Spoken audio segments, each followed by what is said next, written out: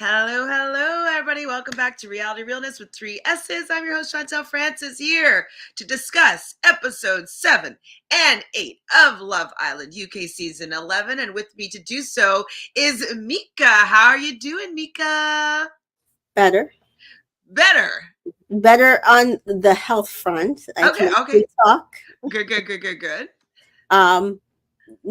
These were probably my 2 least favorite episodes this week. So. Fair. And surprise, Miss TJoy is also going to join us here today. How you doing, Miss TJoy? I know I'm late, but thanks for having me, ladies. Oh no, we just started. We literally just went live. I wasn't sure if you were coming or not. Okay. But you're just coming for episode 7, right? Because you haven't watched episode 8 yet. Yes.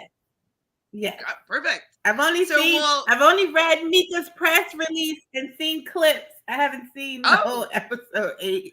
I mean, you could still probably talk about it then, because like nothing really goes on except for what goes on. The very last 10 minutes.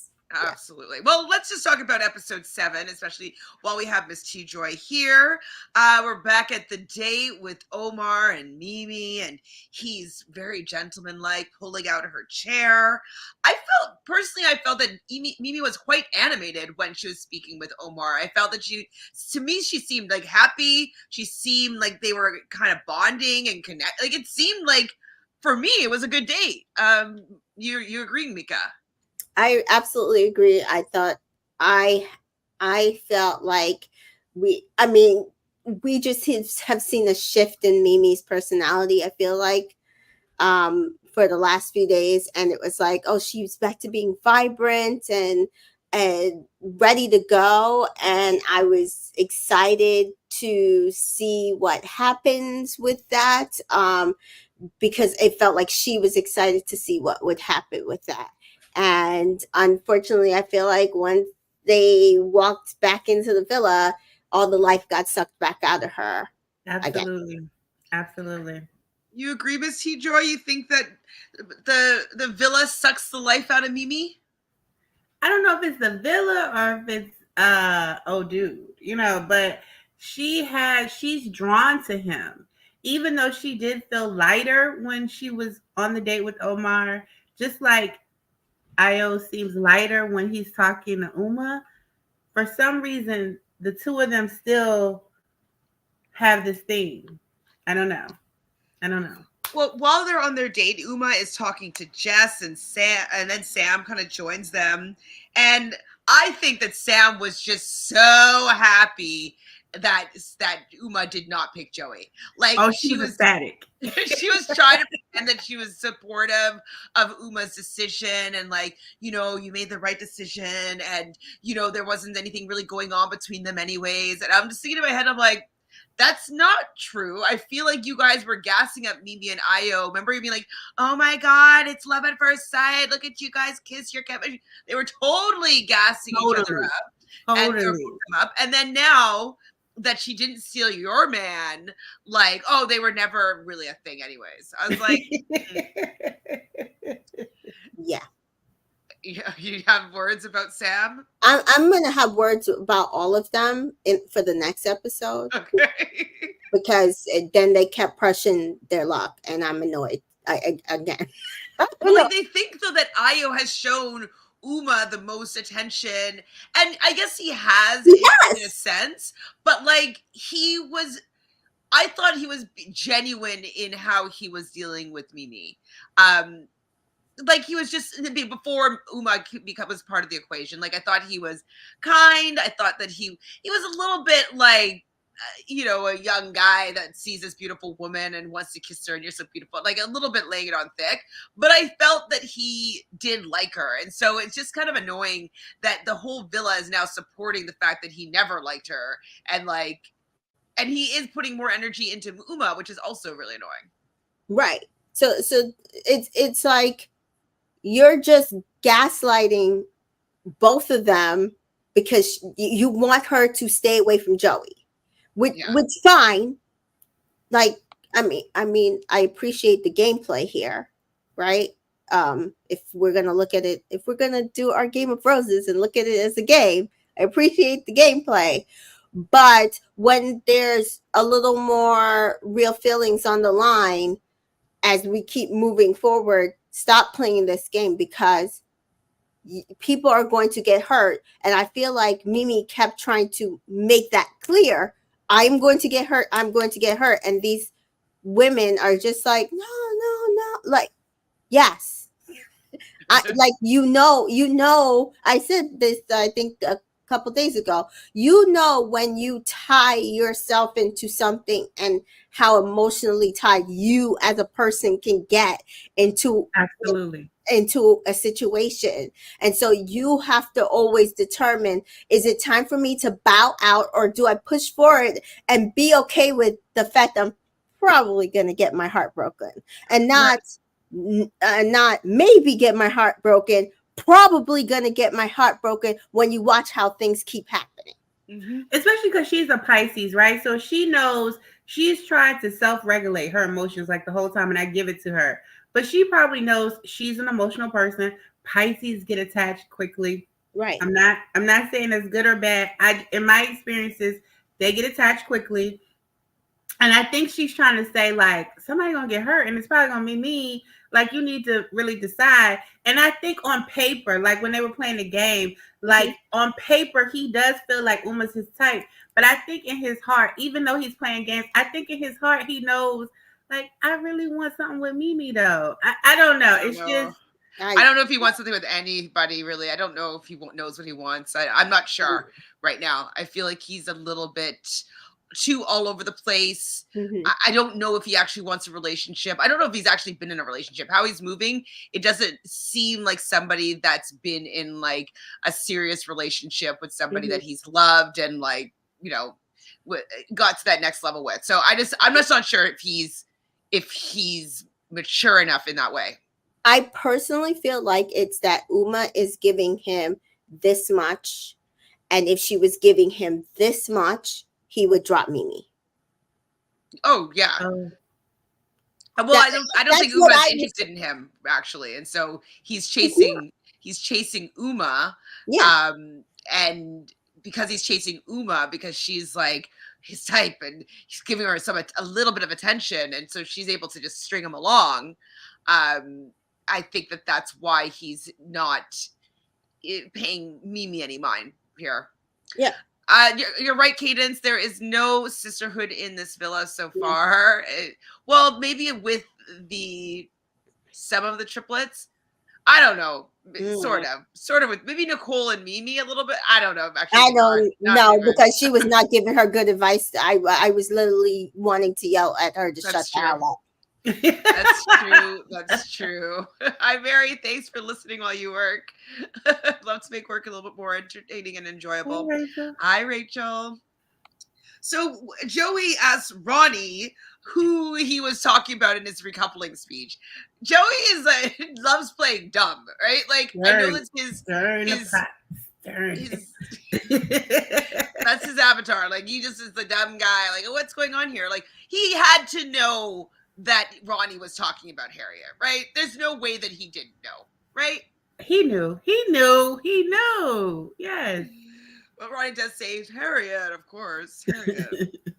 Harriet and Patsy are talking, and he basically saying, like, the bloke is gunning for you. And so Patsy is also sussing out that Ronnie is really, really making it clear that he's interested in Harriet. But Harriet's not doing any more love triangles. Do you think that that's true? Lies. Do you think that this love triangle is her name beginning with an H and ending with a T? Yes.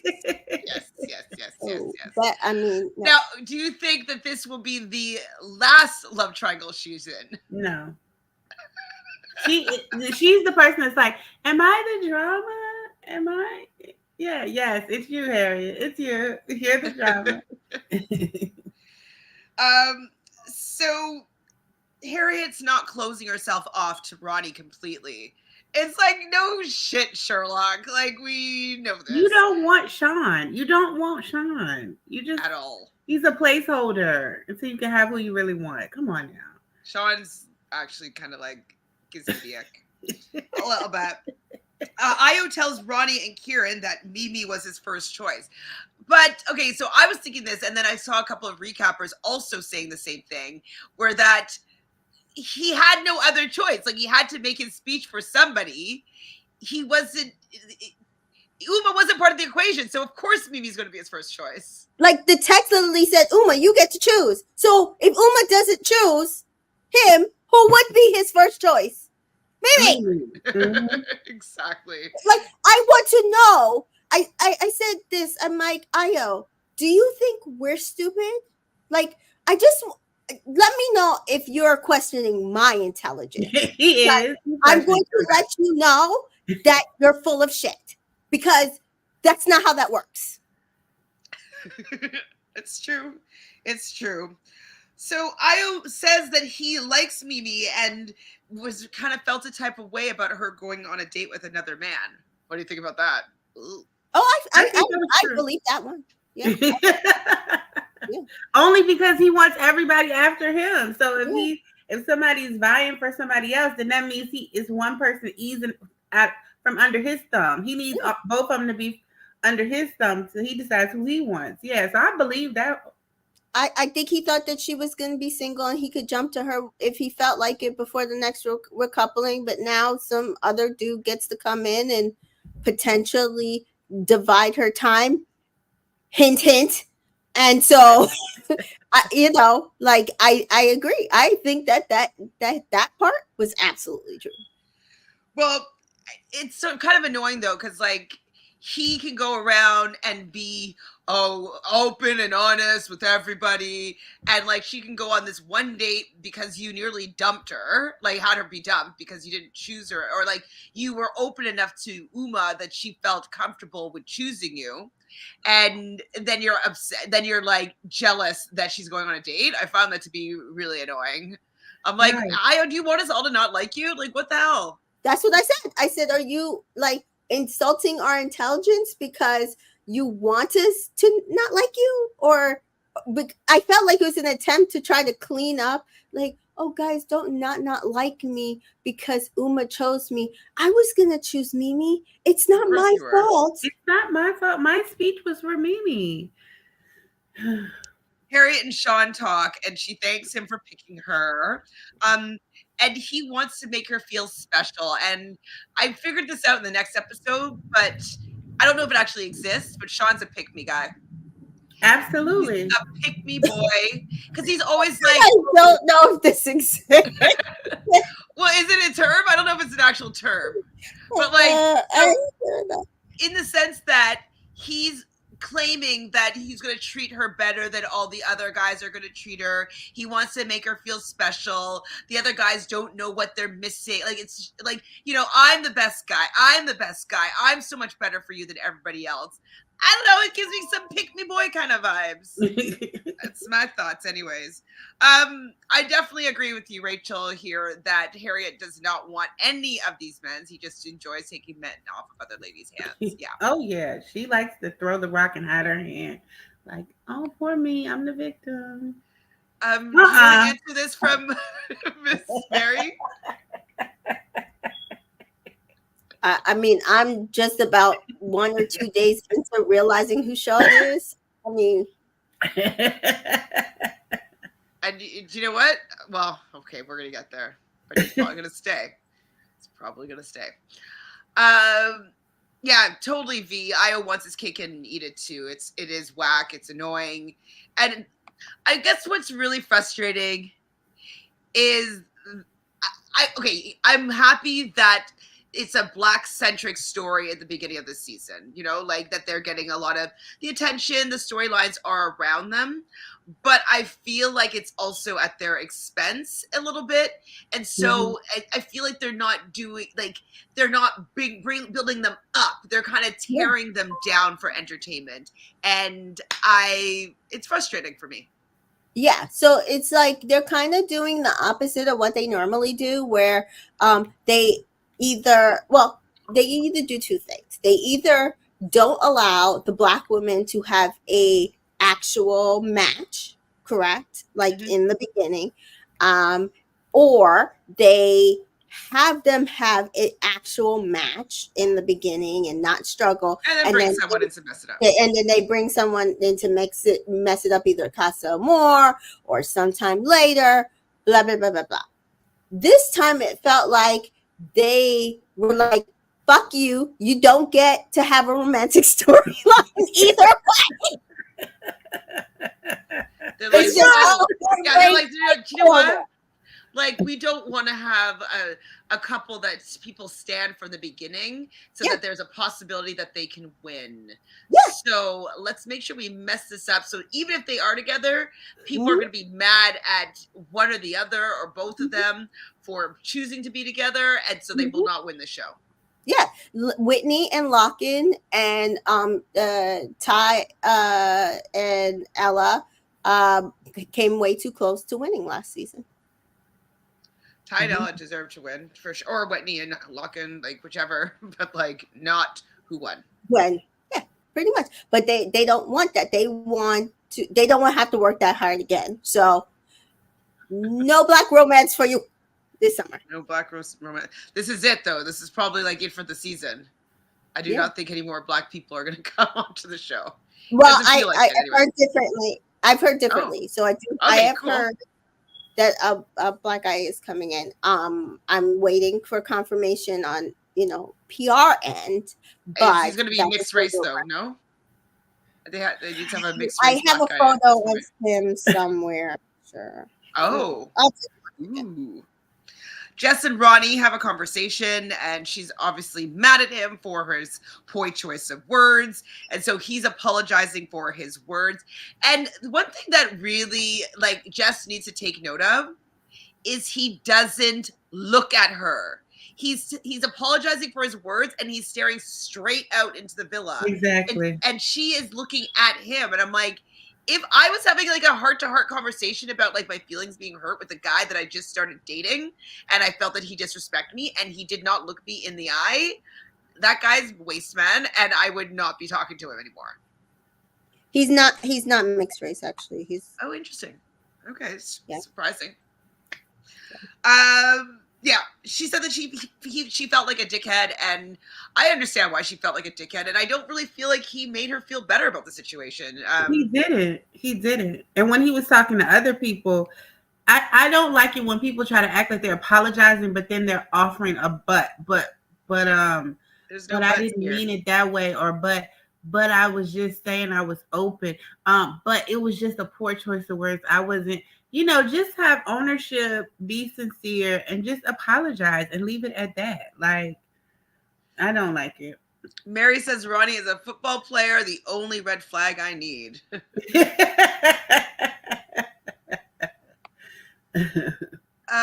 Bauer Mode says, I think the villa will have to choose between Munveer and Uma. Maybe. Okay, we're not there yet, but I'll bring that comment later. Yeah. We'll discuss. Uma and Io have a conversation. She does feel bad about like what happened with Mimi. Does she? I think she does. I actually, in the second episode, it more so, I think that someone else was saying this. The way that he's treating Mimi, I don't think that Uma is into it, and I think it's allowing her to get the ick faster. Because, like, I don't think she's actually into Io, and she's realizing that she kind of broke something up that people were kind of saying was nothing was really going on there. But now it seems like something is going on there, and now it looks like Io is kind of lying about it.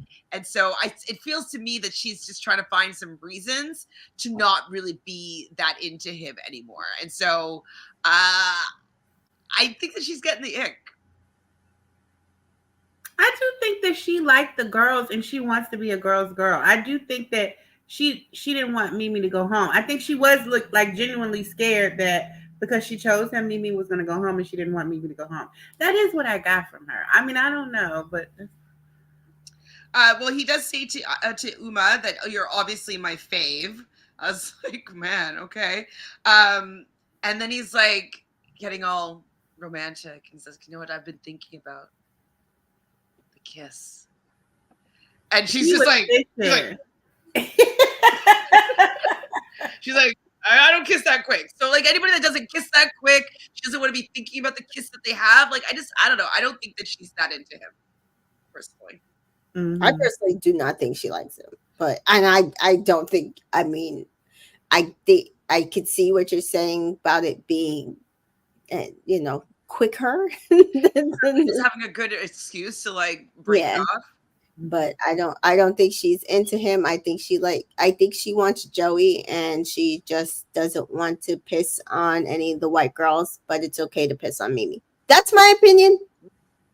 And I think she keeps saying that Io showed her the most interest.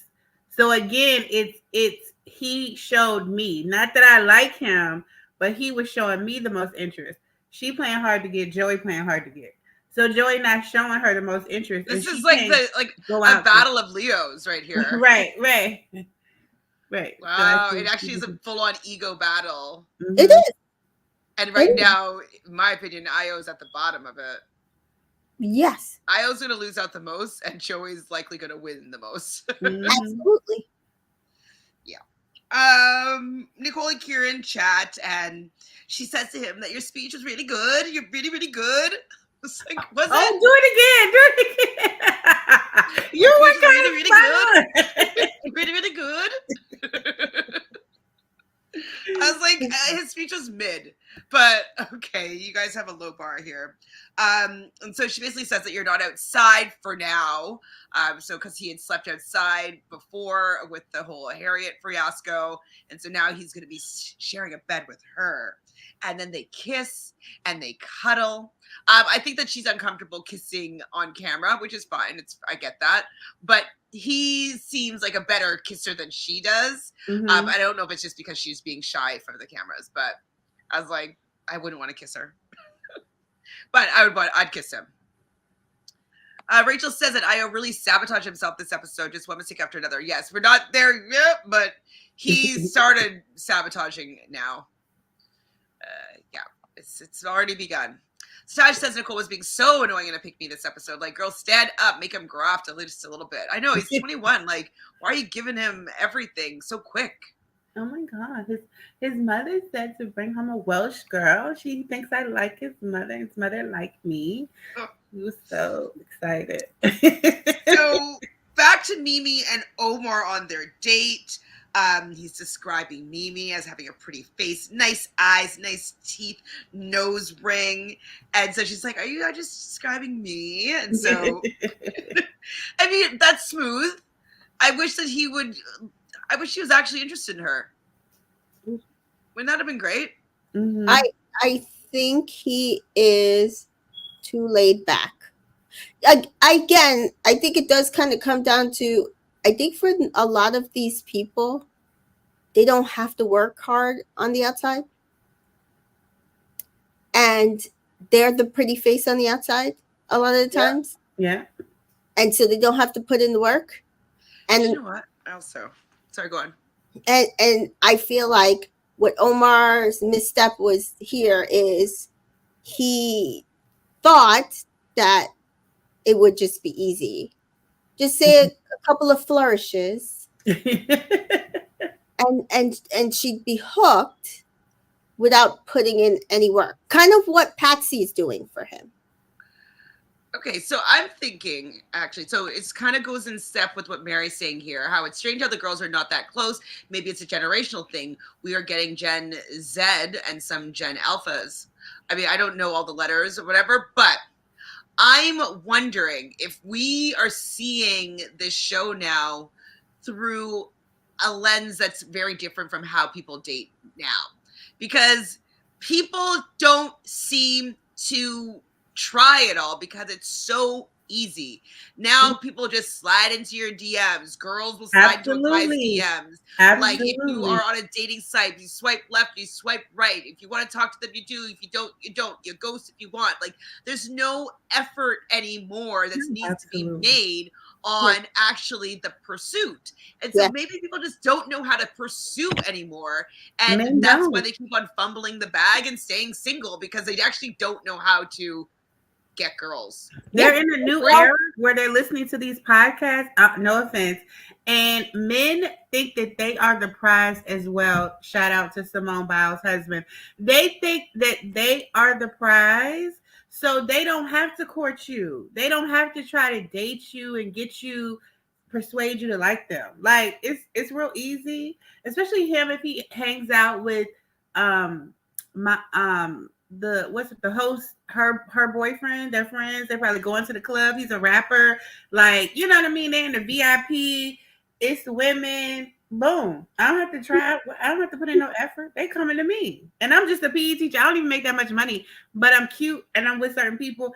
And he's a model. He makes good money. Oh, he does. Oh, okay. I thought he was really a PE teacher. He's not just that's the day job. Okay. If you go to his IG, he's literally a model. Okay. But I mean, fair point. I do feel like though the show used to be about grafting, right? So that was the word. That was the major thing. Like you had to not only just go for what you want, but actually put in work to show somebody that they specifically are the person you are interested in, and not these like, because even with Ayo, not these just like flourishy words that you're just saying, right? Like actually stay on the person. You're the one I want. I'm gonna do that. I'm gonna make you breakfast. I'm gonna make you coffee. What happened to that? They just be making a coffee or tea. I don't see nobody scrambling no eggs. A little bit it's happened. The coffees. Remember when yeah, that's what I'm saying. It's a coffee or a tea, but I don't see nobody cooking no breakfast, is what I'm saying. Like they used to cook breakfast, was up there flipping bacon and scrambling eggs. I mean, they're not doing that anymore. Trying to carve out a space, put two bean bags together and decorate a space, or just something. I mean, that might happen later on when they want to, like, make you their girlfriend type thing. But I feel like, this new generation doesn't know how to court each other or like get each other into a relationship in a way that we understand or we think is organic or we think is satisfying and fulfilling. And it's kind of ruined the show. Like the show isn't aging well because the format is for people to try to pursue each other. And so even with the whole new terminology, like I'm still open. It's like, well, maybe you don't need to still be open. Like maybe you need to be like, you know what? I'm kind of interested in this person and I kind of want to just focus on them. I'm not still open really right now. Like obviously if somebody comes, I will still pay attention to them. I'm not going to just be like, no, until we're in something completely serious. But at this point, I'm going to put my energy into this person. I mean, what happened to that? Even somebody I follow, and I mean, he's of our age group, someone I follow online, he was saying he's a one person at a time dater. So he's going to put all his energy into that one person. He's not going to be dating multiple people, which I appreciate. There's something about going for, and for me, attractive about going for what and who you want. Oh God, it's so hot. And to watch that on TV, oh shit, he really likes her. He really wants her. But not in a way that's like sleazy, slimy, and correct. Like annoying. Right. Yeah. Correct. Because that actually comes from a genuine place rather than an artificial, superficial place. Yeah. Exactly. Like what happened to Can I Hold Your Hand? You're fishing for a kiss. And that's just like a sexual type of nature. But you haven't said like, tell me more about you. Hold my hand while we're talking. Look me in my eye. Try to establish an emotional connection. No, it's about a kiss. You fishing for a kiss. And speaking of like that, kisses specifically, is that you could tell that they're not actually building connections by the type of kisses that we're seeing, right? If you're really in the moment and you're about to have your first kiss, it will not be any of the kisses that we've seen really on the show. Maybe the ones that made me blush a little bit with Ayo and Mimi. I remember I was saying that I'm like, those were quite romantic, those kisses. And so remember I was saying like those kisses are going to make her like him like him. And so they were actually performative, it seems now, which is like kind of frustrating. That's what pissed me. That's why I was so pissed off, because I was like, oh wow, like one of the few that I felt like was a genuine connection, and now it just feels like Well, frick, what was that? You're right. You're right, Tamika. You called it a 2 episodes ago, but now I'm with you. Like I see you. He was saying all that stuff. He don't see nobody. Don't make me mad. I appreciate. Uh, Rachel Interesting. says, we saw some guys do it on season 10. Ty, Sammy, Loken, Elam, all prepared breakfast. I think season 11 guys just don't want to graft. Absolutely. I mean, some of those people you threw in there only did that certain times. I'm even talking, let's go back season 6, season 7, season 5. Like, that was a little more hardcore. Yes. We need Not golden Love Island, or like not even golden, like bronze on Love Island, which would be our age group. Yeah. People in their 40s. How about just people in their 40s, Mary? Not even. I will take people in their 30s, because like even if we had just 35 Joey to 50, and some other, that's what I want. Yeah, like 30-year-olds, like Joey being messy. The thing is, didn't I say this when we were covering Golden Bachelor? I said that they don't understand, if you do 30 to 50, you're going to get the end piece where it's like there are some messy ass people and you're going to get the romance. That's what's missing watching 20-year-olds who don't know themselves, let alone know what the frick they want romantically, let alone know how to go get it. Yeah. Well, and you know what? Like, I'm ashamed to admit that I am watching this season 2 of MILF Manor. Oh. But there are some connections that are actually happening. And so the twist is this season. I don't know if you have watched or know about the twist. So first season, the twist was that the young suitors that were coming onto the island to court the older women, it was all of their sons. And so they were all dating each other's sons. And that was a little bit creepy and odd. So they changed the format this time around. And instead, so they have these young boy suitors, or young guys in their early 20s for the most part. And then it's their fathers that are coming onto the season. And so their fathers and sons are dating the older women. And so a lot of the fathers are getting the guys or the women because their sons are like, they're babies, you know what I mean? We don't know nothing. Exactly. Oh my goodness. That's you and your daddy competing for me, because I am at the age where I could date you or your daddy. Like, I am at that age. Like I was on Facebook today and someone posted like a photo of like Ernie Hudson and one other person like side by side, and I'm just like, damn, like they're like, good for his age. Yeah, that's what I'm saying. Like they're like 60 and Lenny Kravitz 60 something and 78, and these mofos look good. Let me see. I don't know if I can get it there. Who is that? Ernie Hudson and Lenny Kravitz. Well, yeah. Ernie Hudson. People used to think my dad looked like Ernie Hudson. Yeah, Ernie Hudson and your dad looks like that? So, well, maybe 30 years ago. Kinda. Like, because when he was like of Ghostbusters fame around that time, people used to think that they looked similar. I don't think they look better now. That, to me, Ernie Hudson looks better now. Like, yeah, I agree. I agree. His skin looks very. I think I have an autographed picture of Ernie Hudson from back in the day. I don't know how I got it. It might have been because like my dad met him and be like, "People tell me I look like you." So you got an autographed photo. All right, what are we talking about here? Okay, so what's his name? Omar is saying that he's looking for a relationship, but he's never actually been in one. Yeah, and that's also half the problem. And that is so we never got to talk about that because apparently everybody was saying on here his girlfriend was on Twitter going off on him. She was not a girlfriend. She was some girl he met out somewhere and was talking to for 2 weeks, and he basically was like, "See ya, I'm going on Love Island." Not directly to her, but basically that's the gist of what happened. And she's upset because she's like, "Oh, like you weren't over at my house 2 weeks ago." Yes, he was, but you were nobody, and I would dump you to go on Love Island as well because we're not a thing. Right. So he's never been in a relationship. I think that's also part of the problem. They are constantly bringing on men especially that black don't men, know how that to don't be in a relationship. know how to relationship. Exactly. Brutal. Exactly. So, and I think this generation, most Yeah, because people don't Uma know how said to the be in a same relationship. thing. Uma said the same thing, right? That she had never been in a relationship.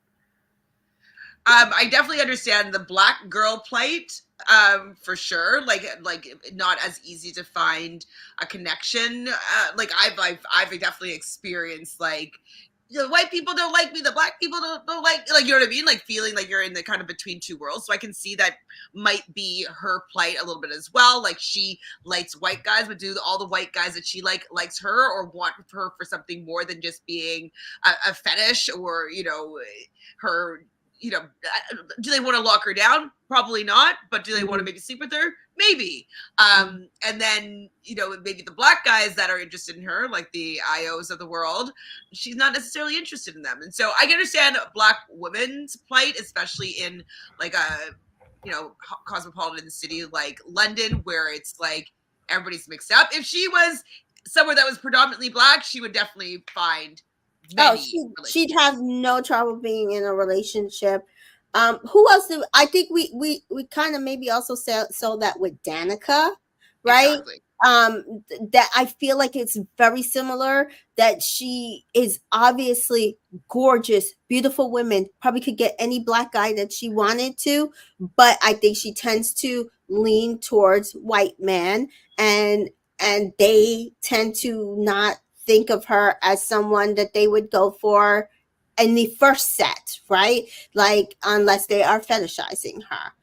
And it was all about like her body and, oh, she can dance and blah blah blah blah, but not really taking her seriously. I mean, say for her age, she was absolutely too young for the men that was in the villa with her at the time. But even still, like, even with her age, I just feel like the white men potential that she have would be absolutely much lower if she was elsewhere and with black men potential. Or even with like Latino, like Spanish men, Spanish like men, any kind any of other ethnic, culture, yeah. like kind of, yeah. Mm-hmm. Io, sorry, Uma does tell the girls about her chat with Io, and so this is where the girls are starting to kind of gas her up even more and being like, yeah, he likes you, yeah, he likes you. There was nothing going on with him and Mimi, and I'm just like, man, these women they're not nice. No, I'm you know what also frustrated me? Mimi's going to watch back this show at some point, and she's going to be pissed. She's going to be pissed not only on the IO front, but also on those girls. And she has every right to once she does. Io tells Ronnie that it feels like he's meant to start again. And I'm like, he's just so smitten with this woman that's just not that into him. It's like, read the room, boy. But you just said that obviously I like Mimi because it hurt me when she was going on a date with somebody else and my speech was for her. And then you turn around and be like, it seems like I'm ready to start again. And it's like such garbage. Mimi and Io return from their date. Uma immediately is walking up to Mimi and apologizing to her, saying that she was so scared and she was really upset. She didn't want her to go, and she was so happy that she got to have an opportunity to go on this date. And when the girls all talked to Mimi, she basically said, yeah, it was good vibes, good chat. He's 6'1". It's funny, he's 6'1", but he looks so small, and it's because I was so tall, but he looks so small. Yeah, I mean, like I said, I thought he was like 6 foot over, but like you could tell, it just, I think it's just how his stature is built. That's somehow. true. Like, I'm not very tall, but people always think that I'm like 3 or 4 inches taller than myself. But it's kind of because I have long legs.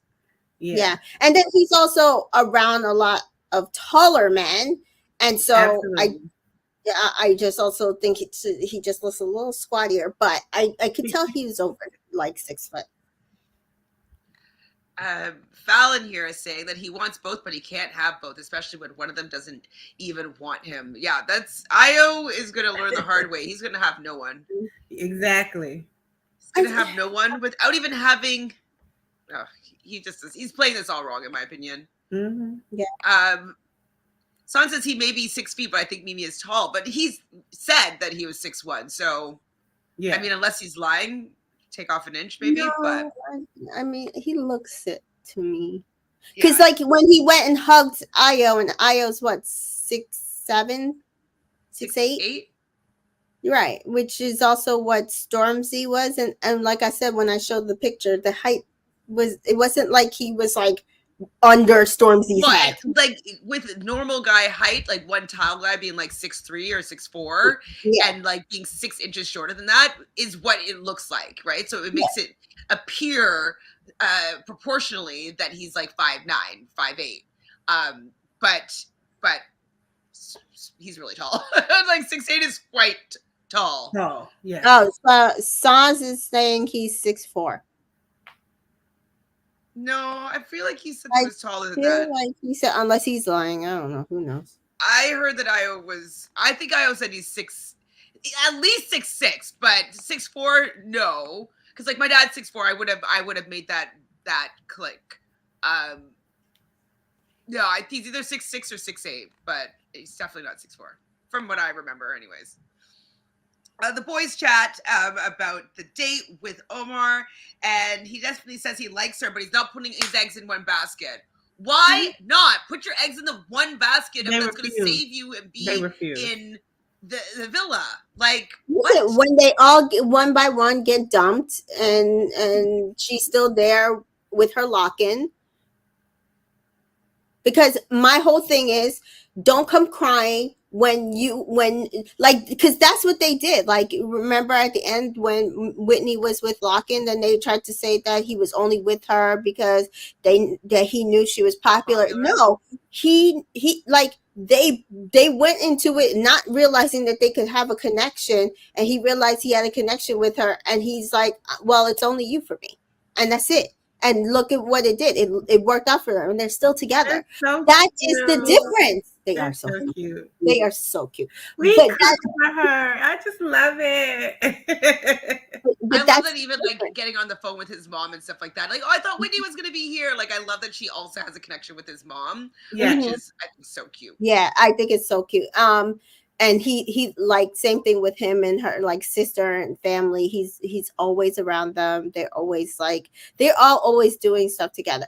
That being said, also like think about Sophie and Josh. Like I feel like Josh kind of played the Sophie situation also better than that, and he was still open, right? Like he made mistakes, but the mistakes he made, he was also honest, but he put his attention in Sophie once he got her. I think he actually liked her. Right. That's what I'm saying. That's the difference. That's the difference. Yeah. I just looked it up, Sans. It says online anyways that Io is 6'6". So Sans also saying that Kieran is 6'5". I'll have to take a look at that. He does look tall. I don't know if he was as tall as Io. Yeah, 6'6", and Ronnie's 6'3". Yeah, they're all pretty tall. So 6'1" does look small comparatively to like if everybody's pretty tall. Yeah. And I need to see Munveer beside them all, right? Because when he's 6 feet. will the real Munveer stand up? Exactly. Right. Phoebe does say though that Omar is literally her type. Don't get me started. Phoebe, what's the problem? What does that mean? What? I think her type is probably height, like swagger, like. Well, he's so your type is 6'1" versus 6'6". No, I don't think. I don't think that was what she was saying. I think she would, if she saw him in the club, she would be interested in him. Yeah. Maybe she likes she told Io that he's not normally who she would go for, except for the height. I think he's too like pretty boy for her. Like I think she likes a little bit more rugged, like, manly. Yeah, well, not manly. What does that mean? But yeah, rugged. A little bit more like grit. So doesn't it kind of also depend? Like London's has different types of like how people like dressed and how people like portray themselves. So that also might be it, because like she was saying that with Omar, like, oh, like London boys portray themselves a different way compared to like Yeah, like they're South like London. cooler and like Right. Mhm. a little bit more hip hop or whatever is their Yeah. influence, for sure. And like if she's hanging out with Stormzy, like so she likes some more of like a rapper vibe Yeah. than a pretty boy. So Sam and Joey are kind of cuddling, talking, whatever, and she's trying here, but she's like, "Oh yeah, we're the king and queen of the villa," and he said, "Actually, well, I'm the king. Yes. I'm the king." And I was like, "Oh, you Leo, you are the king, aren't you?" And she didn't catch on. I was like, to me, I would have immediately caught on. Like, he's saying, well, I'm the king. I don't know if you're the queen, but I'm the king. Like, And I would have been like, so then who the hell's the queen? exactly. Someone that she's worried about. Munveer, like who? Munveer pulls Jess for a chat, and they go to the Hideaway, and he talks about finding her really attractive, and she was not giving him any energy here whatsoever. When did this happen? Now, when did this happen that he found Jess attractive? I don't know. I don't know, because between the recoupling and then when we came back to the recoupling, like it was like Patsy didn't want nothing to do with him, and all of a sudden he's showing Jess. It was weird.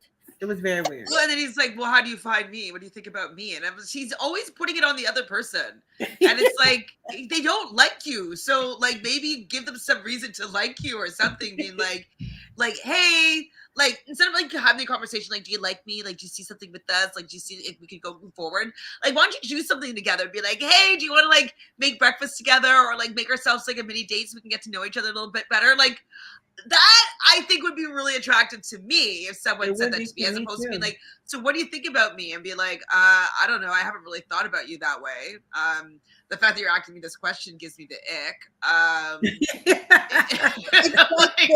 It's like none of these people understand social cues or movements. I'm so confused. Exactly, B. Exactly. Mary says Patsy and Munveer are going to find their people at Casa Amor. They gonna make it to Are they gonna make Amor? it? Right. That's what I was about to say. Are they gonna make it? Make it there. But I do agree that Munveer is trying to extend his vacation. It's true. I mean, can any of us blame I guess him? I got to talk to somebody so I can stay on the show a little bit longer. Yeah, I mean, at least I can't even blame him there. Well, and she says so, like imagine some of the sense to be like, well, like, you know, we don't have that immediate spark that I'm usually looking for when I'm attracted to somebody, but like maybe like it's something that could build. And I'm like, if someone said that to me, like, okay, you're not interested in me at all, like you probably almost find me repulsive at this point. Like, I don't know why he puts women in that position to answer. But he's question. like, yeah, it doesn't usually happen like automatically. So I'm just it's like, so gross. I would be like, okay, bet. And then I would never talk to you again. Yeah, right? You're just like, no. Harriet pulls Ronnie for a chat. And obviously this is the beginning of Harriet being in some sort of thing with Jess. But basically, he tells her that everything that he said, he was being honest, but it came out the wrong way. And Harriet says, you're going to get me in trouble. And she's saying that. She's like, basically like, I want you to get me right. in trouble. Exactly. She's willing to take it. And I think that she knows that her role on this show is to cause the mess, to steal the guys, to have all the screen time, to cry. Like she wants to be the Molly, the queen of the villa, the storyline. And so the Molly, she wants to be like how Molly was last season. Which Molly? Huh? Which Molly? The knowing Molly? Yeah, the one that with Zach? Yes. Remember like Messy Mitch, and like she would just like string him along, and then she would do stuff like when Zach was, you know, with other people, and then she would try to hide her hand and be like, oh no. I mean, I don't feel like she strung Mitch along at all, but that's just me. I have to say, I kind of agree. There is no Molly. There is no stand out of the Mimi in this villa. like the one that everybody's gonna want. Yeah. Yeah, you're right. Because Harriet, sorry, Harriet, but she's kind of like the vixen, the seductress. You know what I mean? Nicole, and their makeup in that orange room, their makeup is not. It's not on point. Being in that they're not looking room. good. No, it's not looking good. Patsy is kind of. She Patsy kind of is can messy. go. Really? She can go. She doesn't bother me. Nothing that she's bringing to me. She and Jess are bringing about the same energy to the table, and I actually prefer Jess' annoyingness to hers. And do you see how all of a sudden her and Jess were cool again?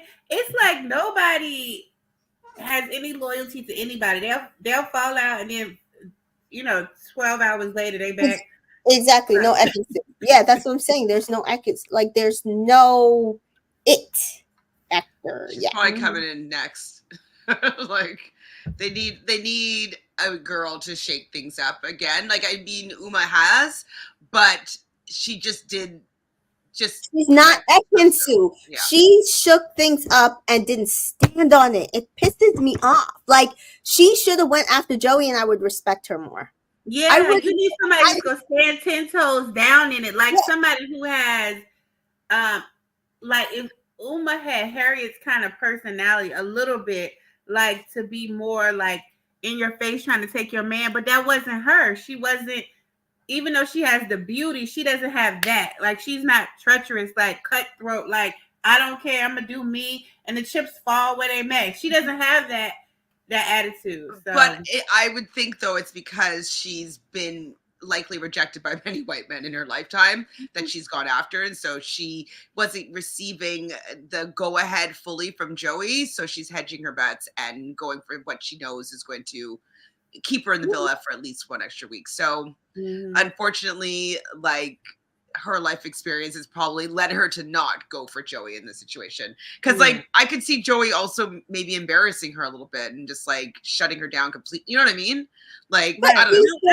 I get it, and that's also why I don't really respect Harriet like that, because every time she get confronted, she apologized out of it. Like she can't deal with confrontation. So when you catch her, it's like, oh my God, no, sorry. Like Nicole be on her, that fire sign, and Nicole, she be like, oh no, Nicole, sorry, no.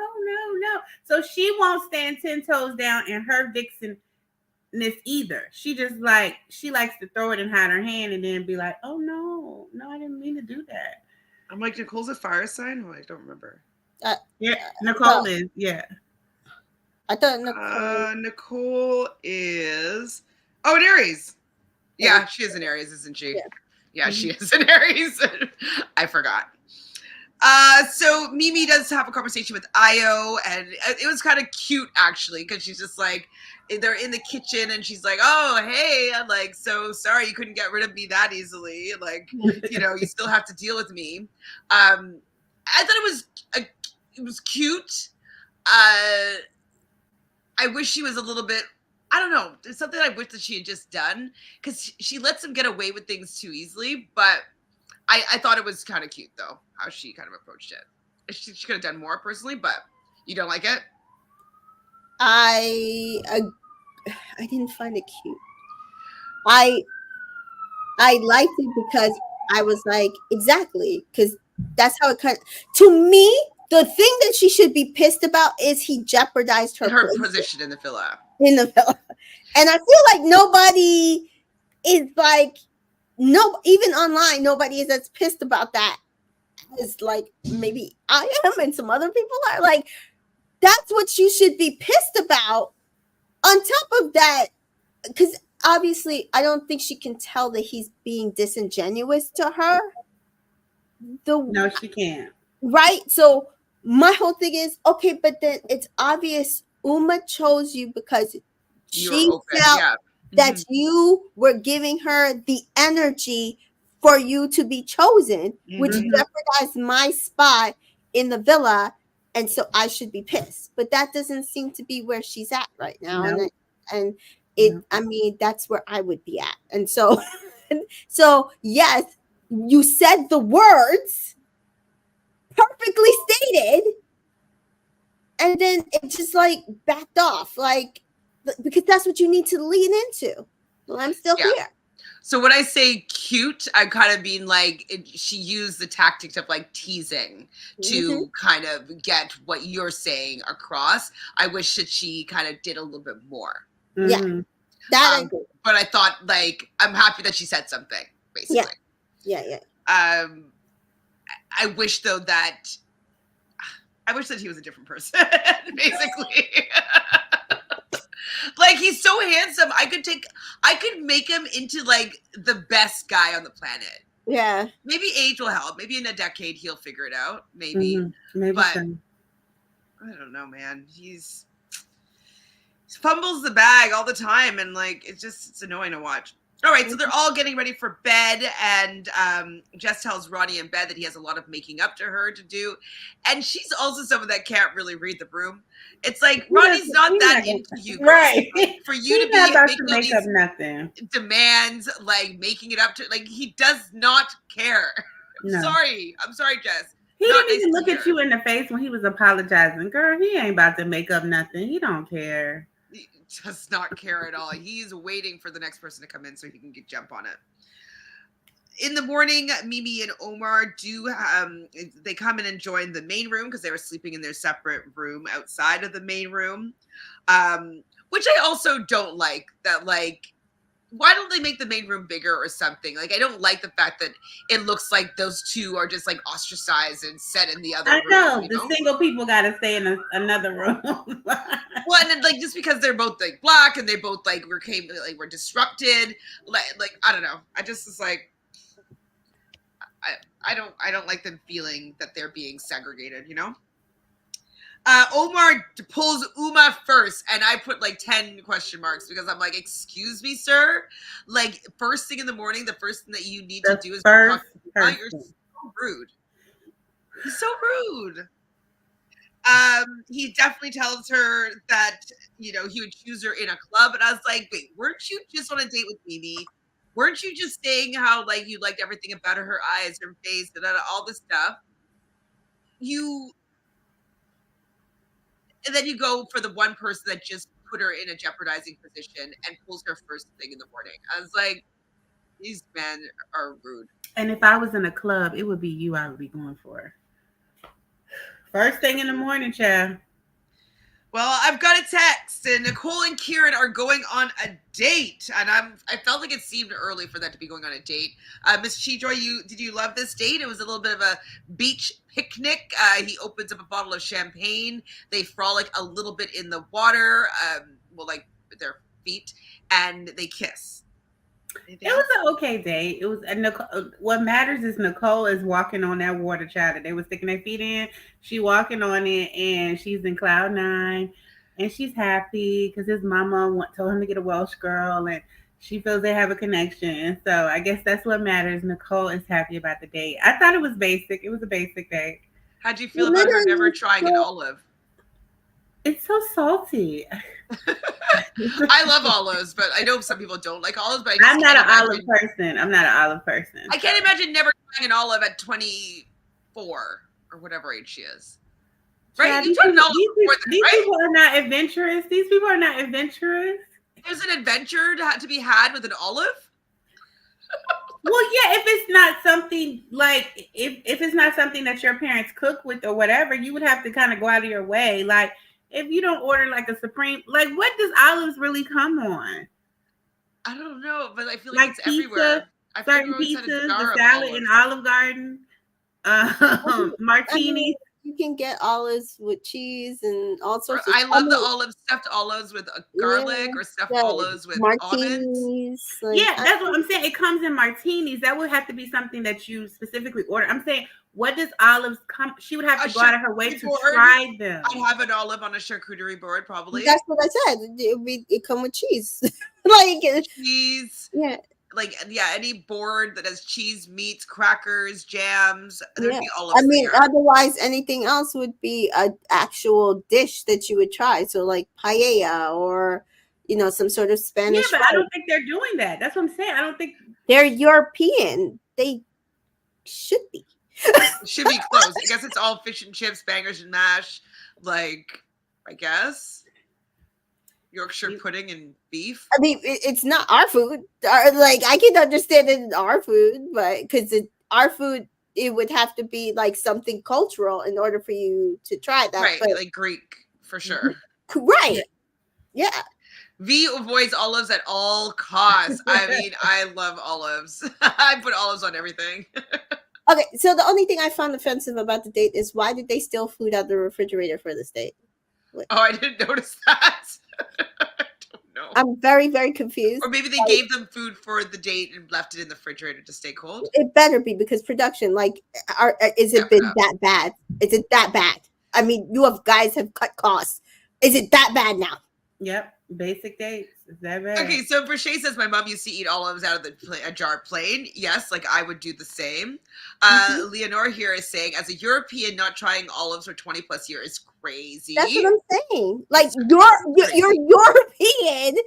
Yes. Like, there's no reason you should not have tried an olive.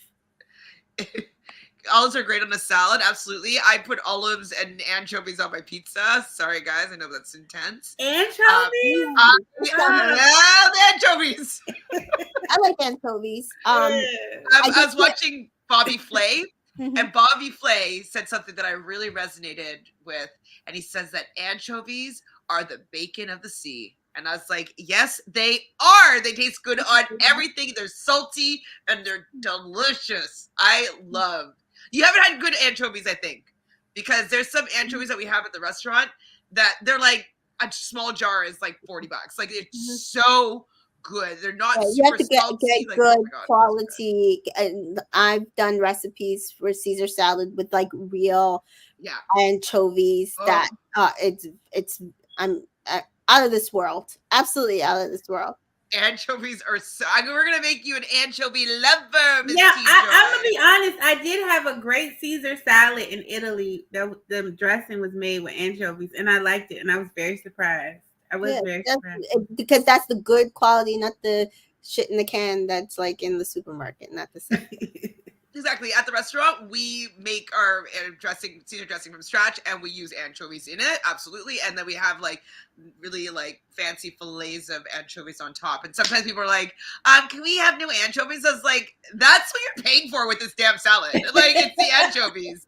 Like, that's the good part of the salad, but whatever. I think it's the Parmesan. Oh, no, it's the, oh my God. It's one of the best Caesar salads I've ever had. It's very good. But I'm an anchovy girly. I have anchovies on a lot.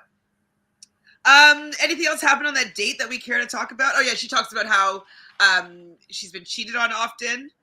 He thinks that she would get along with his mom. She said that she was dating a rugby boy, but he was sleeping with his physio. And so that broke it off. And so I would be worried about dating another rugby boy if that were my scenario. But she's just wants to jump right in with Kieran. Right. Yeah, that's what 21-year-old.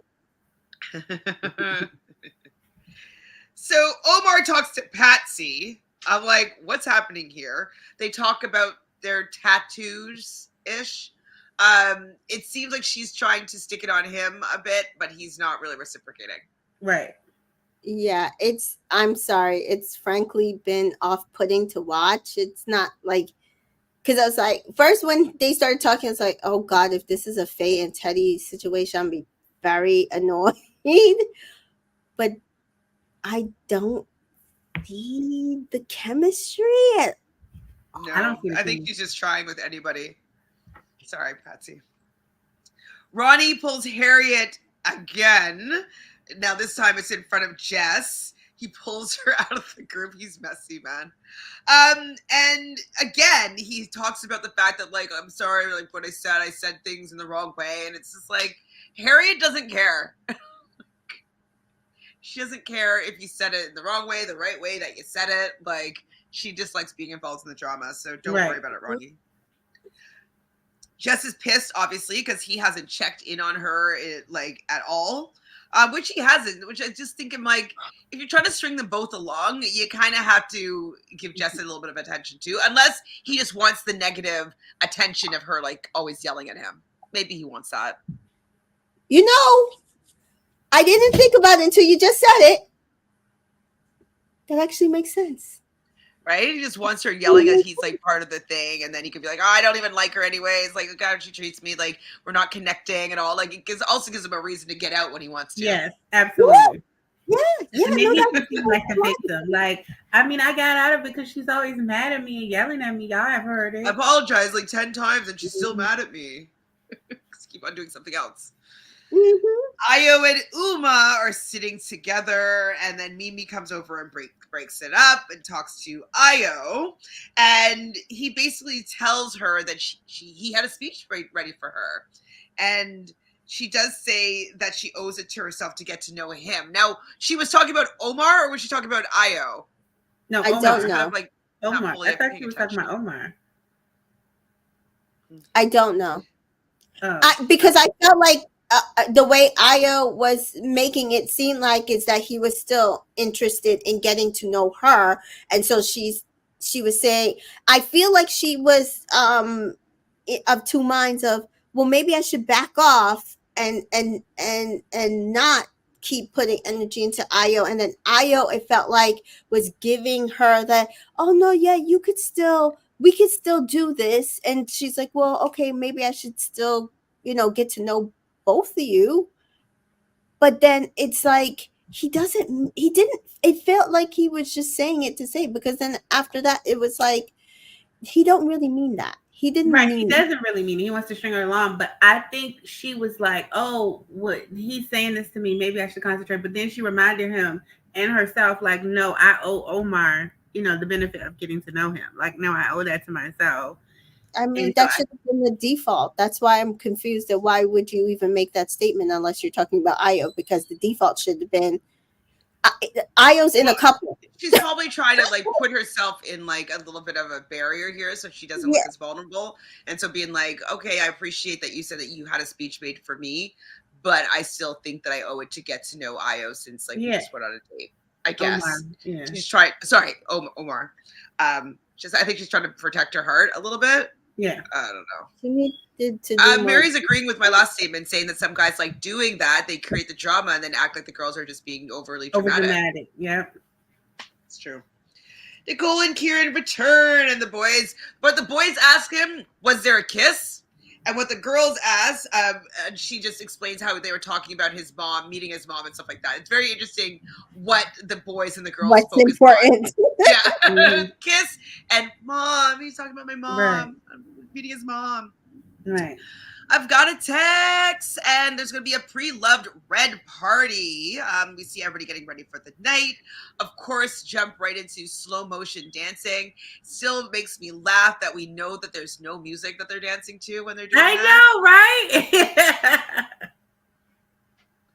Like I would actually have fun with making that as ridiculous as possible. You imagine you're at one of those silent parties. Like, so exactly. You hear the music yourself. You're the only one who hears it. Mimi does go and talk to Jess and Patsy. Obviously, she's annoyed that he's flirting with Uma in front of her. They were holding hands, just holding hands while they're talking. And obviously, Mimi can see that. And I'm like, that's actually more intimate than sitting beside each other. Like, just like, having like a couple fingers that you're touching when you're just like in the same vicinity of each other. I'm like, I'd probably feel a type of way about that. Kieran and Nicole and Sam and Joey are all kind of together. And Samantha makes a Towie reference. And I think that was hilarious. That was hilarious. Who was it that was like, oh, you know more about him than he knows? And she's like, I was just a big Towie fan. Yeah. I was like, girl, don't. That's why she went, because she was so starstruck. She was so starstruck from the moment he walked in. Well, I think this conversation is what lost him for her, I think. Because even if he's like a big, egomaniac and he's on this show, for a life partner or like a girlfriend, I just don't think you want to be with a fan. It's just like, I don't know. It's just, I think he's getting the ick. Yeah. She needed to play it like Natalie Joy. Who? were you on The Bachelor? Oh, for Nick. But exactly, like it's appealing that they're not with you. They don't have any idea who you are.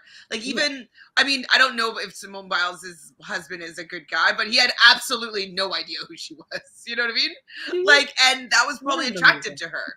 I don't believe that. I don't believe that. I do not believe that. You believe he didn't know who she is? I don't care how much he says it. I don't believe it.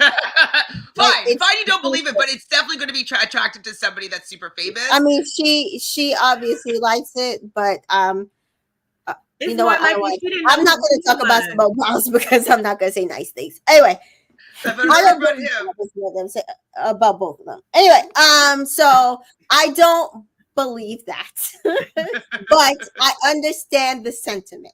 Yes.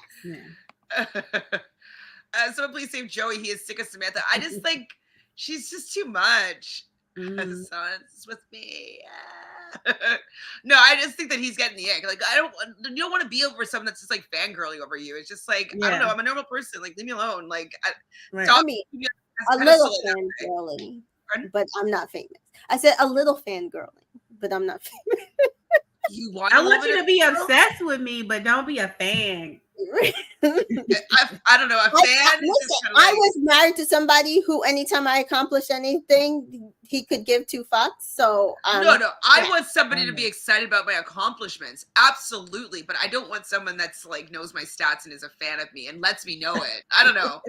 I don't like when before we're in a relationship. Remember season 3, episode 2, when you were such and such. I don't want to hear that. I don't want to. No, see that is going too far. No, but if you're like, oh my god, like, but I think the second conversation that she had later, she kind of redeemed herself a little bit. But I'm like, stop bringing up that he was on a show.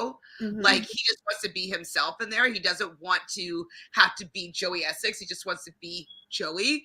And so she does say in the next episode more so about like, oh, what was it like for you to like have that sort of fame and stuff like that. So like at least she's getting like a real answer out of him. But I think that she needs to step away from talking about him being on a TV show.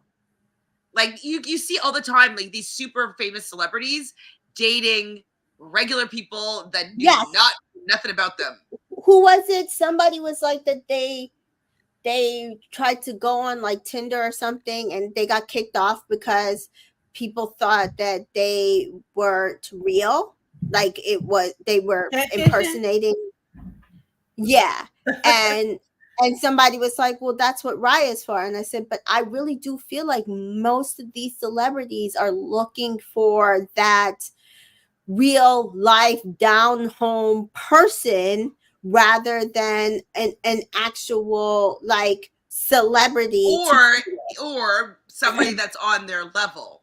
Right? So if I'm a Joey celebrity and it's another celebrity that's like, oh, I saw your show, I think it's different than someone being a fan. So being a contemporary or on the same level of famedom, I think is different than somebody putting you on a pedestal, personally. Yeah, they're looking for a Mullen George Clooney, absolutely.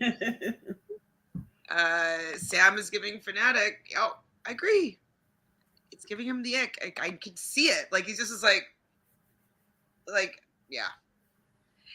It's kind of like if someone susses you out because they know you're famous, it's just kind of like they don't really want to get to know you. It's kind of like they want to get to know an idea of you. And like, I don't think that's attractive. That's what I'm thinking anyways.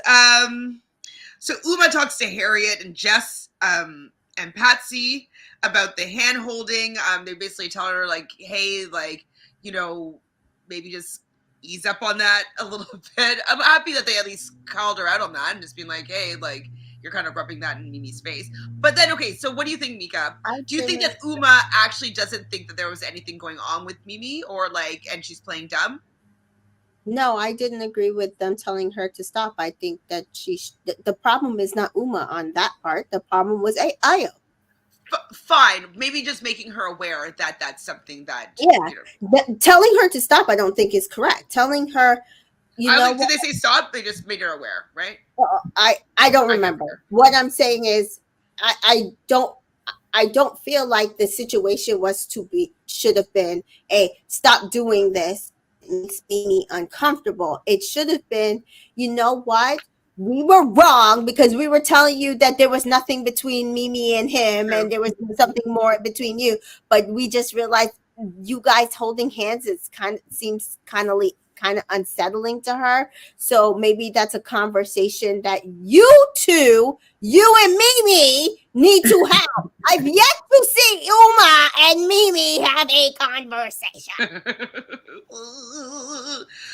But you know what? They're not going to have a conversation. They're going to play Pop the Balloon for a dare. So Samantha has to snog the boy that you want to meet their parents. She snogs Joey in a kiss that does not look good. Their kisses don't look like I want to kiss. Nope. Like, it's just, they're gross.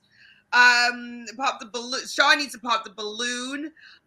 Someone that they want. He keeps saying it's somebody's lucky day. I'm like, Sean, please. to take to the Hideaway.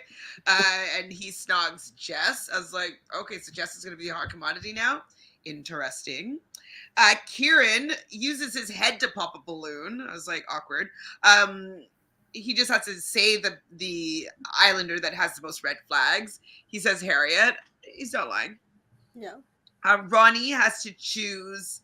Ronnie chooses Harriet to pop his balloon. So when they're popping these balloons, they're in like these awkward sex positions that look painful, but like also really, really cringe. They're really cringe. So he has to snog the two sexiest girls. Pardon? Which makes Ayo's choice here even more suspect.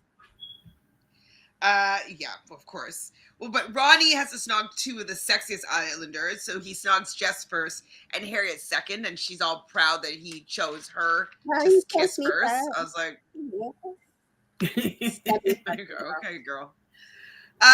So this is what you're saying. So guys, Ayo chooses Nicole to pop his balloon in like a doggy style kind of motion. And then he has to snog the islander that's 100% his type on paper. And he does not choose Mimi, who he just said that he's still kind of into and that he was going to, his speech was for her and all that jazz, and he would have picked her. He snogs Uma. And to me, that should have been the dead of the situation, but that's just me. I would have been done. Because if you saw the look on Mimi's face when they're closing out the episode, like, there's no way that there would be for me coming back from that. Thank you. I just knew she was done. So y'all telling me she not? Just tell me what happened. I'm going to stay on. Just tell me. Literally, that would have been it for me. That would have been it for me. So Son picked up on that too, him picking Uma to speak first, and what he said to her, side-eye, bombastic side-eye, absolutely. So, yeah, I was like, Lord, like, Ayo is, he's unserious, but he's also just, like, rude. Yeah, but I thought that was it. Like, when it went off, and I saw her face, I was like, oh, she done with him. She about to be done with him. And then the laughing at the end, exactly, Rachel. Like, it's just so disrespectful. Like, maybe they cut in and out of it, and they didn't laugh exactly right there. I don't know. But it looked rotten. And he's always touching on people, too. He's very touchy. Yes, Mimi, stand up. Why doesn't she have any good girlfriends in there? None of them are good girlfriends to any of them. They're just not. So, beginning of the next episode, Omar pops Mimi's balloon, and I think he had to choose who's the biggest game player. I don't remember who he picked. Did he pick Nicole of all people. Oh yeah, okay. It was like, and everybody's like, "Oh, she's the realest person here," and he's like, "I don't know you." Like he literally was like, "I don't know you." So. He doesn't know anybody. Uma pops the balloon on Sean, and she has to snog the islander that she's most attracted to, and so she does Ayo and Omar. Correct? I think so. No, the choice was to choose the two islanders who are most attracted to her. Oh, to her, correct. And she chose those two. And sorry. She chose Ayo and Omar. Ayo, she cut their kisses off. And then Omar, he sat there and went like this. And she didn't know what to do. Because my whole thing is, who the hell told you that was the case? Yeah, that's what it's like. She just assumes that the black men are into her. Or because he did choose her to talk to her first that morning, right? So maybe that's where she's got it from. Because he did say he literally had not talked to anybody else. And he also said that he would come up to her at a party or at the club. Yeah, he did say that. So I guess that's fair. Hi, Carly. Carly says late to the party. Just watch Loving the Read so far, ladies. As always, you saw the mess coming. Yeah, these girls are not going to be friends at this villa. Most of them, no. That's what I said. But I also agree with KB. That's why I said what I said at the top of this episode. She could be just feigning being a girl's girl. It's true. Yeah. And then I said, oh my God, Harriet, she's too much sometimes. Okay, Miss TJoy, what kind of balloon pop do you think that Harriet did here to Ronnie? Harriet did to Ronnie. Did she ride him? Did she get on top and like pop? Basically, but he's standing and she jumps around his body to pop the balloon. That's Harriet. That's Harriet. It's like what? We were just playing the game. I was just trying to make it fun, you guys. That's Harriet. Oh man, but she has to snog the islander that she thinks is the sexiest. She chooses Ronnie, of course. Jess, you in danger, girl. Yeah, Jess is. Well, they're done. Ronnie and Jess are done, right? So Joey wants to share. Wait, what's the bed other than? It's boring now. Just pick someone. What was it? Joey wants to share. Oh, yeah. So Joey has who he wants to share a bed with other than the person that he's partnered up with. And he took like 10 minutes to like, oh my God. Oh, I don't know. Mika, you don't have any energy for this. How are you feeling? I'm like, man, you just are playing the game, which fine, but please, again, what I don't like about these men is they're insulting my intelligence. It's not like all these women to make the first move as much as you want to, not mine, not me. Don't do that. So he chooses Jess to snog in the end, and she kind of cuts it off and basically was like, "Oh, I'm not going to do my girl Sam like that." That's my girl. My girl. That's my and girl. She also know he playing. Okay, Jessica says here, let's keep it real. Monoracial black girls always have limited options on Love Island. Uma decides to kiss Omar on potential for Mimi when she doesn't even like him. It's coming off as fake and maybe sinister. Thank you, Jessica. That's why Jessica's my girl. I don't know why she just Taurus. She's just put it. It's because they're both trying to play chess, her and Joey, right? And so she just will not put it out there that she has something for him. She just won't make the first move. And then you saw this. He knows the answer is Uma, but he's not trying to make the first move, so he chooses Jess.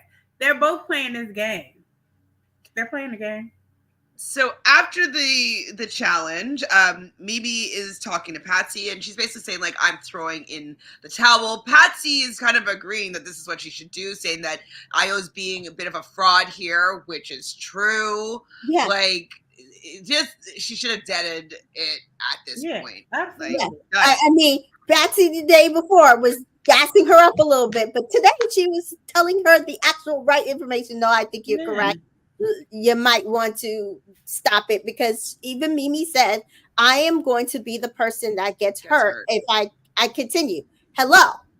Like, the tunnel is showing you what's going to happen. Yeah, and she about to cut it off, right?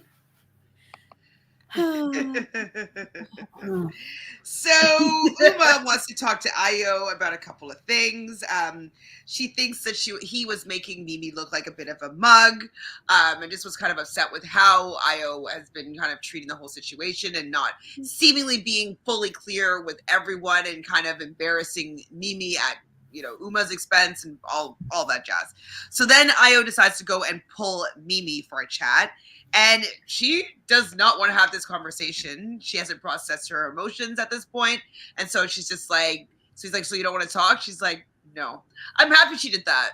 Yes, that was, again, she was playing it absolutely correctly. Yeah, you don't run the show. You don't run everything. Everything's not on your time. Yeah, tell them. Like she might like get emotional, and she doesn't want to get emotional talking about him. And she probably doesn't know how she's feeling because she doesn't really have a right to be upset. Like she probably just doesn't know what she's feeling, and I can understand that too. I mean, and she also said, he's like, well, I just don't want you to go through this. And she's like, I'm not, like, you're not going to make me go through that. And at this point, like, I'm tired. It's a long day. I don't have this conversation. See you in the morning. Yeah, I'm about to take my red dress off, put my pajamas on. I'll talk to you later. Harriet and Joey have a conversation. There seemingly to be messy besties in the villa. And he tells her that he wants her to fight for Ronnie. I'm like, Joey, you're just putting a quarter in Harriet and sending her off to make some mess. Like, that's basically, he's using Harriet to make the season like. Absolutely. Absolutely. Does Joey's producer get a bonus? I just want to know. I just need Joey to know. said, I'm the producer. He said, not my producer get the bonus to me because I'm the producer. How much do you think Joey got paid? Back and I'm about to produce this whole scene. I don't. How much do you think Joey got think, paid though for his appearance fee? What the prize money is $50K, right? So I think he at least what, like 100? You think he gets more than the prize money? Do a damn show. That's crazy. Jessica thinks Joey's being messy with the wrong people. I need him to be messy with Io's business and start exposing stuff. Yeah, but that's why I'm saying to you, I think he would be if his producer prodded him in that direction. But I think his producer is prodding him in the other direction. But he can't out Uma too bad, right? Because he need her there because he kind of like her. So he can't expose everything because he got to keep her over there until he ready to be serious. Right now he playing, so he can't really get all in their business. Because then you think that Joey's gonna want to move over to Uma? I think he likes her. But that's even more reason that if he actually likes her, that's why you mess with them instead of messing with other people. But that's why I'm saying to you, I think his producer. I think his producer is telling him to mess with the people. Well, and they also probably want Harriet to be the star, right? Right. That's what I'm saying. Or to have the most screen time and stuff like that. I mean, as opposed to all the storylines being around Uma and Mimi, and I think that their Fiat 500 is going to want Harriet's story. They're trying to make her the Fae. Yeah. And they think that and I'm sure those people her type are enjoying her. I am not necessarily, but sure. No, and her makeup, they doing her wrong with that orange room. Her makeup is off.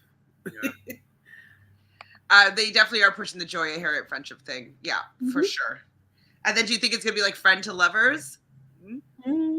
Might happen. It might happen. So while they're having this talk about her fighting for Ronnie, Ronnie shows up and pulls her to have a chat in the Hideaway. Hideaway, of all places. The Hideaway. They keep wanting to go in the Hideaway. Everybody be going in that little Hideaway now.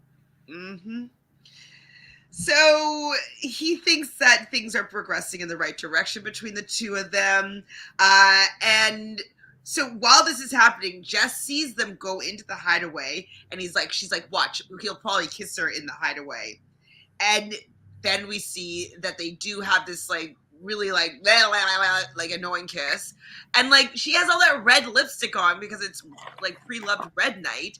And I'm just like, these messy people. Like she's gonna come out of the Hideaway, which she does. Jessica's gonna be like, imagine that they stayed in the Hideaway overnight. I was like, I could actually see that happening. I was like, man, that would have been diabolical. But they do just exit the Hideaway, and they kind of walk away separately. But Ronnie is being called over by Jess immediately. She's like, Ronnie, come here. And he's like, knows he's in trouble. He's like, did you kiss her? Like, immediately. And he says yes. And basically says, like, well, I want to get to know both of you. What did I do was wrong? So do you think what Ronnie did was wrong? How do you feel about Ronnie and kissing Harriet in the Hideaway, but being open with Jess? You know the drill. Ronnie is a problem. That's all I have to say. It's just I mean, there's wrong, and then there's beyond wrong. And okay, you think he's beyond wrong? Yes. Like, go on. Hideaway? Poor kid. That's worse than the terrace. It is worse than the terrace. That's why I don't like that they have it open. I was telling Chantele, like, I feel like they should open it at 8 o'clock or something. Like, oh yeah, only like after hours Hideaway. Yeah, I don't like that it's open all during the day because they keep going in there. I don't like that. Kay says Ronnie did think about staying in the Hideaway. That is wrong. I know. I mean, it all is wrong. I'm just kind of teasing. He's not handling it well, and he's just doing the whole Joey, like, oh, playing it dumb. Like, I'm just getting to know both people. Like, oh, I didn't really in the Hideaway was like it means something bad. Like, you know what I mean? Like, they know what they're doing. They're just like, and also, if I was Harriet, I'd be offended. Why are you bringing me in the Hideaway just to kiss me out on the terrace? Kiss me in front of everybody. No, but it's more dramatic with the Hideaway. We knew that it was going to happen, right? Mary's saying, love by Ekansu, but she was wrong, and Davide dragged her, so Jess has the right to drag Ronnie. Yeah, no, she does. I was just trying to rile these women up. Okay. So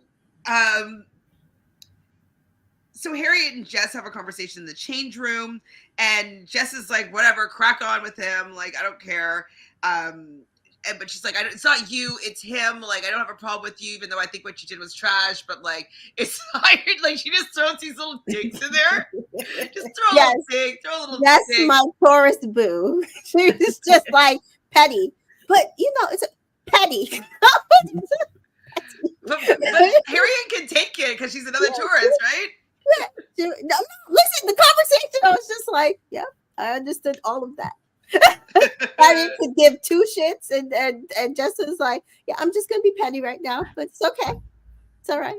Well, then Harriet explains herself a little bit later to Nicole, and I don't know what she needs to explain herself for. Like, everybody can see what you're doing, Harriet. Like, you're not a girl's girl. You're gonna go after what you want. You're gonna cause the mess and drama. There's no border with who. Like, there's no stopping you from getting what you want in the moment, and we get that. Like, there's no need for explanations here, darling. Yeah. They're all getting ready for bed, and Ronnie's in the doghouse. He's sleeping outside. Ooh. In the morning, we see Uma giving Mimi a hug.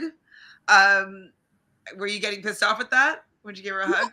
No, I was not. I was just annoyed that she kissed Omar because I just felt like it was unnecessary. Anyway, I just like that Mimi and Omar were talking. She was like, I gotta go watch this episode. Right? Ronnie took Harriet into the Hideaway, and they were both laughing. And to me, I felt like they had a good rapport and friendship that seemed to be building as well. But just them both bowling over and laughing about it, it's like, that's so sad. Exactly. So Io is talking to Ronnie in the morning. I'm at Ronnie's outside bed, kind of telling about the situation. Like, all these people are just explaining how what they did isn't wrong. It's like, well, if you need to explain things this much, then there must be something that you're doing wrong. Right. Right? Like, go ahead. I was gonna say, like, if somebody else feels like there was a slightness to it, maybe you need to, like, look at your actions. Maybe you did something wrong. Or just maybe see where you could have, like, oh my God, I realized that, like, you know, for Ronnie going in the Hideaway, that would look really bad to somebody that I cared about, even if we're open and honest. Like it just doesn't look good, and I'm sorry I didn't see that. And then for him being like, yeah, you know, I feel like I was maybe a little bit too open with Uma, and that's allowed her to pick me. And so, like, whatever. Like, recognize your wrongs instead of just being like, I didn't do anything wrong. Like, you must have done something wrong. Something. They don't that have been misconstrued the ability to be introspective. And it was so funny, Harriet, because she said, well, we both were going to come out and tell you. We were coming out of the highway to come straight to you. No, they weren't. They were both going in like other directions when she called Ronnie over to talk to her. It's like, no, you weren't. Like you thought you did nothing wrong. Exactly. Nothing wrong. Or she wants drama, right? Right. So Mimi, of course, is not in a rush to talk to Io. She's telling this to Sean and Samantha. Samantha is so happy that like her and Joey's relationship hasn't been tested. Like she's gonna get a rude awakening because it's gonna happen. It's only week 1, baby. Like you get 1 week to like actually start feeling connected to him, and then he's jumping ship for sure. Joey's telling Harriet that it was not her fault, and you know they're supposed to be able to explore things, and she doesn't understand why people are saying that they can explore things, but they can't. They're not actually fine with it, and like when they actually do explore things, it's a problem. Like Harriet, stop playing idiots. Like come on, you know what's going on here. Uma talks to Jess. And then Moonveer decides to join them and asks Jess how she feels. And I'm just like, Moonveer, get out of this. Now is not the time to shoot your shot. Yes, Ronnie and her are over, but like, can you give her maybe like a couple hours? Like she's not interested in you before. She's definitely not interested in you now. No. Definitely. Harriet and Jess talk again, and she just feels disrespected by Ronnie. Doesn't have a problem with Jess. But obviously, like she doesn't like the fact that that Harriet is not a girl's girl. But again, a couple of little jabs. I think that's where she was saying like, "Oh, we're coming to tell you," and she's like, "I don't care. It has nothing to do with like you guys coming to tell me. Like it's about him. He disrespected me." Mary says, "Come on, Joey, come on. He needs to get his producer credit." I wonder if his name. We should look and see if some of those episodes, if his names are in the credits. Remind me to look. I'm gonna look. I will shut it off. Miss TJoy, if you go and watch this episode, will you check at the end to see if he gets a producer credit? I sure will. I want to be on here, but now I want to watch the episode. I just okay. Go watch the episode. Go watch the episode. Don't worry. Okay. Bye.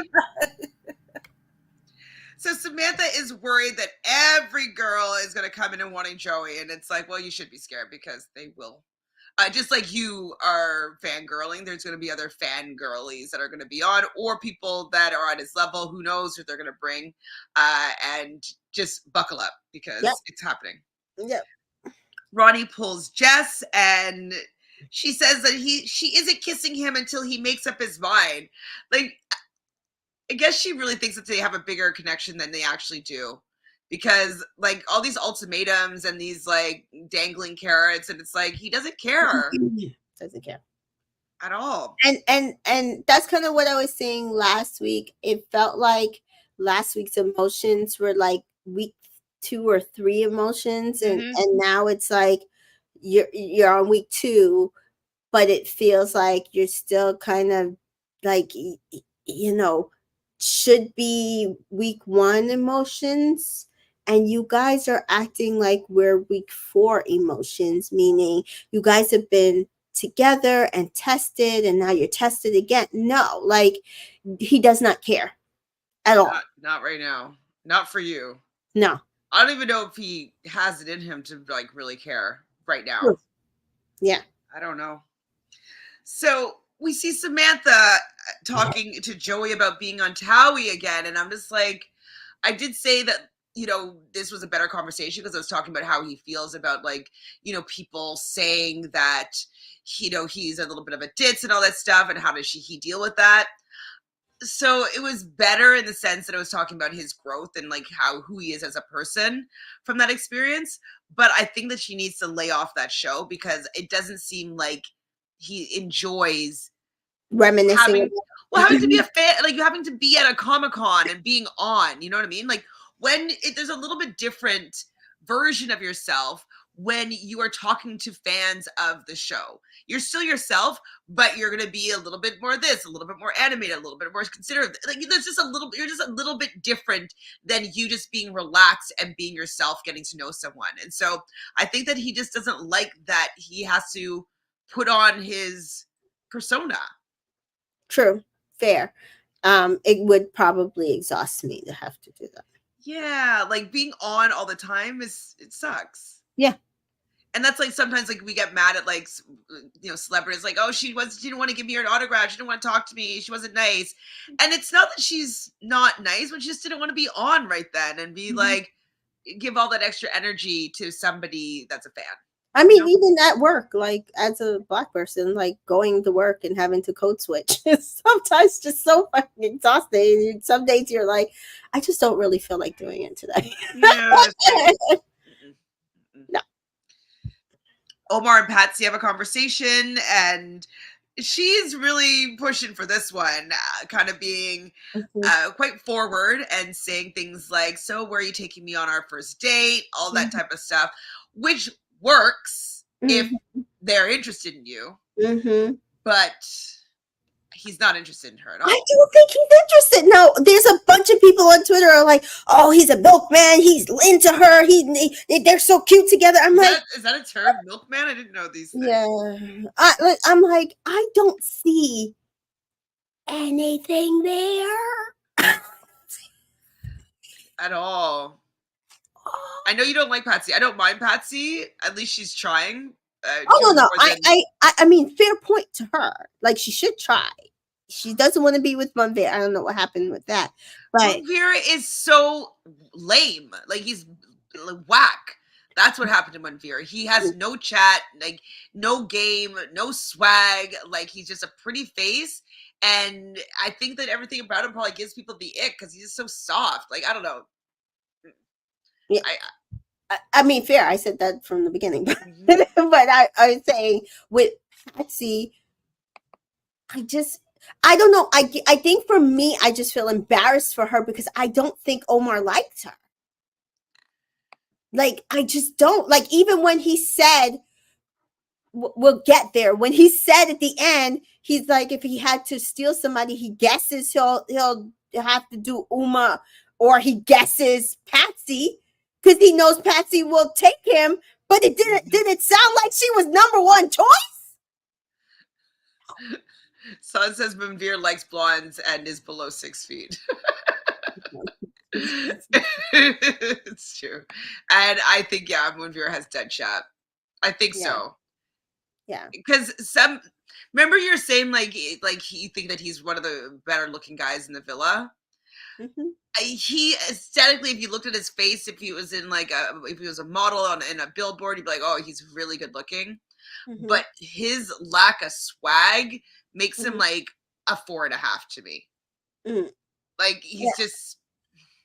I mean, I thought his big head made him a 4.5 to me, but yeah, I can see that. But to me, none of these men have chat, so I'm just like, I don't know, like none of these men would woo me. Not Omar, not Ayo, no, like not woo me. No. Like I told you before, who I'd have like at least be entertained by the chats would be like Ronnie and maybe like Joey, I guess. I could have fun just like making fun of them or like, you know what I mean? But everybody's kind of. I wasn't fully paying attention here. So Nicole was giving Mimi advice. Did you know? Was it Nicole? Yes. Oh, okay. So I didn't fully see that. So what happened here? This has got you riled up. She was sitting there telling her to go after Ayo because he's so open, and Mimi is literally telling her, no, like he's like he wanted to talk to me last night, but I'm just like over it. I'm going to get hurt. He said last night that she's his type on paper. They've been holding hands. I don't think that he really wants me. Yes, he is saying he wants me, but I think ultimately I can see the end in sight, and at the end I will be the person who gets hurt out of it. And I just feel like I should dead it now before my feelings get hurt ultimately. Nicole, no. He's so into you. He really wants he really wants to be with you. You should go for it. If that, because she's like, well, I see him over on the other side of the villa and I just want to like cuddle with him. She's like, yeah, you should go for it. You should do it. And I'm like, don't listen to her. Kate says none of these girls are BB's friends. The girls were encouraging her to foolishness. Not one of them. I didn't fully hear that conversation, and I was watching live, so I couldn't go back. So that would have irritated me to no end, especially because she doesn't. I don't think that she's in a really good place in her relationship thing. Like, I know it appears to be that way, but like, she's not the person that I should be giving out relationship advice at all. And especially to a situation that she doesn't seem to know anything about, and not even hearing what Mimi's saying in that situation and putting that into her equation as to what she thinks she should do. Yeah, no, it was, I was so annoyed. Like, when I said I was like, I literally tweeted, I'm annoyed. I was just annoyed about the entire episode, how everything was being laid out, because Mimi was absolutely correct in her assessment of the situation. And every single person was, and maybe it was producers, but every single person, but these are the people that told Uma that's what I'm saying. That's why it was pissing me off. Yeah, so Prochet here is saying that these are the same people that told Uma that her and Io have a better connection. Now you're telling Mimi that they have a great connection. Yeah, it's not right. Kay's also saying here that these girls are also super obvious that they don't like each other. The way that they be looking so uninterested in their chats has been cringe so far. Yeah, there's no feminine relationships built that I would trust any of these women to give me proper advice. And in fact, I can understand why the conversation that she had at the end with the one other guy that she should choose was kind of like, well, you tell me what we should do, because I would more trust him to give me better advice than these women. But he doesn't, it seems. But anyways. No, what he didn't do is say, no, I want you. Don't worry about him. Or, well, okay, we'll get to it. Yeah, we're almost there. Okay, so they're getting ready for the night. Patsy's just talking about how she just wants a boyfriend. We go get our cheers to a drama-free night. I love people that are always in drama, always want drama-free nights. I think that was Kieran that made that joke, or toast.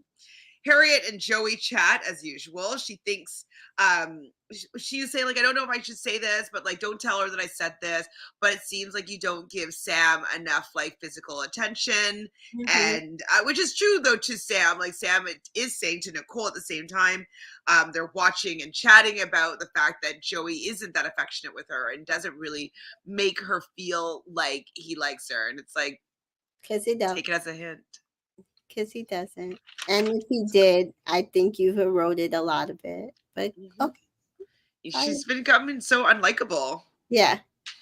Samantha and Joey do have a chat about this whole situation, and now they're playing like tit for tat, like, well, I cuddled you, and oh, I cuddled you here, and like, I'm just like, that it's not working if you're gonna have to like pinpoint the last time you cuddled each other, right? Remember when the last time we saw that was on Love Is Blind, right? With like, oh, I gave you 2 kisses in the morning. And like, when you're counting and enumerating your affections, it's over. Just hang it up. Hang it up. So she does say already, she just tells him, which is also it's really unbecoming. She says that she's insecure about a new girl coming in and about him being Joey Essex, and I'm like, don't stop it. Say that. And he's like, well, you keep bringing it up. It's like, take a hint. He's not into this conversation. Like, I think she lost him definitely in this conversation. Yeah. They do like this weird like side hug thing after. But yeah, he's pissed that she keeps on bringing up this relationship. Or like this show. I did that. It's late, but we'll rewatch later. Just want to say hello. Hello. Thank you. Thanks for the likes and all that jazz. Yeah, like I would be off her because first of all, you're making it my fault. Second of all, you're coming off insecure. Third of all, good reminder. Another girl will come in and come and get me. Thank you. Phew. Maybe they'll be less annoying than you are and less insecure. I don't know. It's like you are with, I guess it's because she knows how obsessed she is with Joey Essex. She thinks that there's going to be other girls that are going to be equally as obsessed with him as she is, and they will just go for him, and they might be hotter and less insecure. Mm-hmm. Well, he chose them. Yeah. And you're treating him like somebody different, so other people are going to as well. Mm-hmm. Omar and Patsy chat, basically saying his head is on a swivel. I was like, your head is not on a swivel for Patsy. Come on. You're not interested, but you have to say something in your confession. I was going to say, I think he was told to say that. Like if you had to think about like if you had to move to Patsy, what feeling would that be? And he's like, I guess it would be like my head is on this, because he doesn't like her, and if he has to move to her, he has to actually find a feeling, and that feeling is off-putting. Yeah. Mimi and Io had a conversation next, and this was upsetting to me because it was very upsetting. He says that he hasn't lied to her, and like she's telling him, I'm like, oh, don't give him this. She says to him, like, well, like I feel like I can't like give you a cuddle if I want to give you a cuddle, or if I want to like, and he's basically saying like, you can do that, you can do that. And she says she doesn't feel comfortable. She doesn't do triangles. And I feel like she just gave him all of her power. Yeah. Because, and I feel like it's because of those girls, because they are like, oh, go for what you want, rather than her doing what she was doing properly earlier, which was to not give him that information exactly, and not second guess her judgment. She was reading everything properly, correctly. Even beyond his lies, even beyond him not being open and honest to her. She read it absolutely properly, and everybody else was making her feel like she wasn't reading it properly, and that there was still an opening, and that is where it made her insecure, and she's absolutely right. She deserves better than to be in a triangle with somebody that, to me, ultimately, I don't think he wants her. Or will choose, and I'm just like, stop. I just want him to stop saying like, I haven't lied to you. I'm still open to getting to know both of you. No. Everything that I said to you has been the truth. And I'm like, just stop saying that. You won't choose her if you had to choose between the two of them. Just let her go. Like, let her go and maybe find another connection. It's really selfish. It's really annoying. It sucks that she's a romantic. Pisces tend to be looking for the good in others and wants to see the good in relationships and the beauty in relationships and the romantic part of relationships, and so she believes his words, but the words are like wrong. And I think she only believes the words is because she's been gassed up by the other women in the villa to make her believe these words. But you're right, like you're right, and Kay is right that she's not trusting her own judgments now because of what the girls have said, and they kind of scrambled her head a little bit. So Sean is also chatting up Jess. I'm like, Sean, yeah, you can go. Who said that? Someone just said, hey, I think Sean can go. He is just buzzing about Jess. I'm like, what? And that's when I wrote down he's a pick-me boy, but he showed signs of that before. Yeah, pick-me boy. I've got a text. All Islanders go to the fireplace. Mimi and Omar, since you are both single, you have one big decision to make. So stand up in front of the fire pit, and you're going to have to choose whether you're going to couple up with each other or steal an Islander that's already coupled up. And then they go to the mini fire pit to decide. So they're going back and forth and making this decision. And I was just like, the people that are waiting, like the other islanders, are like, no, they're going to couple up with each other. They're not good. Don't worry. They're just saying like 100% they're going to couple up with each other. That's actually the move, guys. That's It's actually the the move. move. That's the proper play here.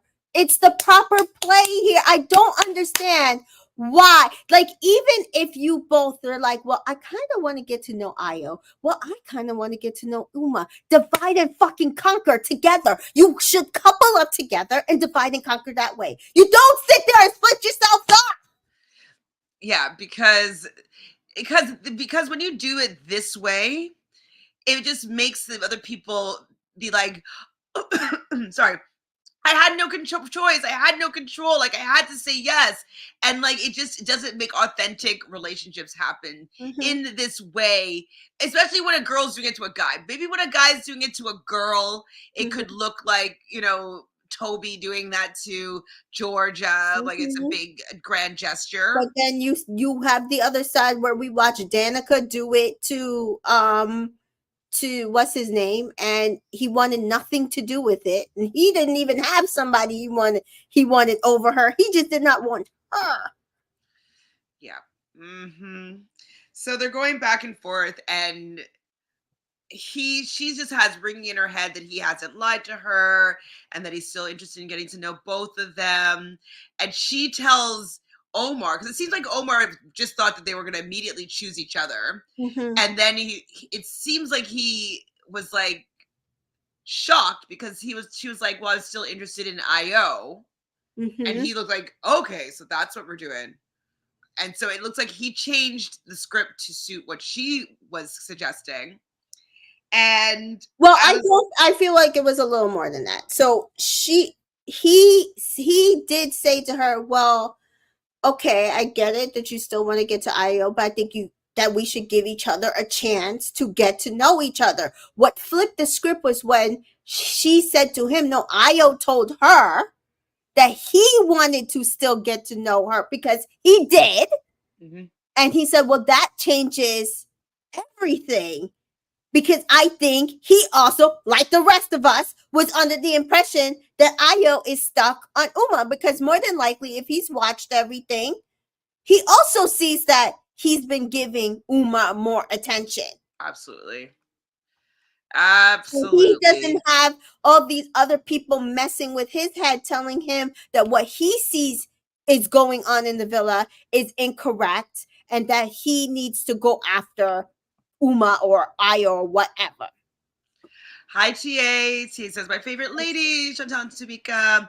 Maybe surrendered. So sad to watch. I was rooting for her so hard. Oh, I know. Well, at the end of the episode, they come back to face the Islanders, and they say, we have decided to steal.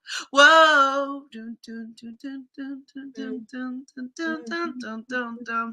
So we have a cliffhanger here to be continued, basically.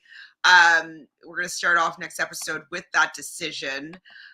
It looks as though they're taking Ayo and Uma. I think he would take Uma and she would take Ayo. I don't think he would jump to Patsy if it's between, because I mean, if it was something where she was like, she's stealing Joey, and then I could see him stealing Patsy. But if it's she's stealing Ayo, I think he would choose Uma. Well, the only good part about this decision is that it doesn't leave any of them vulnerable, which I'm happy, because I would have been like, say she chooses Ayo and he chooses Patsy, and then Moonveer and Uma go home. I don't necessarily like that. I don't want Uma to go home, as much as I don't necessarily trust her. I think that she deserves a place in the villa. Like, I think that she is bringing something to the villa. Moonveer, he can go, but I just don't want a shocking like double dumping like that of the two POCs, like, for this stupid twist. So yeah, but Jessica has a point here. Maybe it is a fake out, and maybe Mimi says, maybe Mimi actually says, we decided not to steal, and they took out the knot, and then tomorrow we'll hear the knot. Or say, like, we decided to steal, Nobody. Right. Yeah. Yeah. Yep. I like it. So they could do the seal just to see their reactions. People Yes. like, Yeah. nobody. Nobody. Who does those fake outs? On Big Brother Canada. Yeah. Maybe even Big Brother US. They'd be like, they'll say the other person is not going home or is safe or is not evicted, that kind of thing. So maybe it's a fake out. Let's cross our fingers, guys. It's a fake Nobody. out because I literally do not want her with Io. I do not want her to choose Io. That's Well, what and it is. see what's going to happen though if she does end up choosing Io. Yeah. Now he gets to just like walk all over her, right? Yeah. Like she gives up all of her power. Yeah. She looks like it just looks bad. Yeah. Yeah. I really do hope.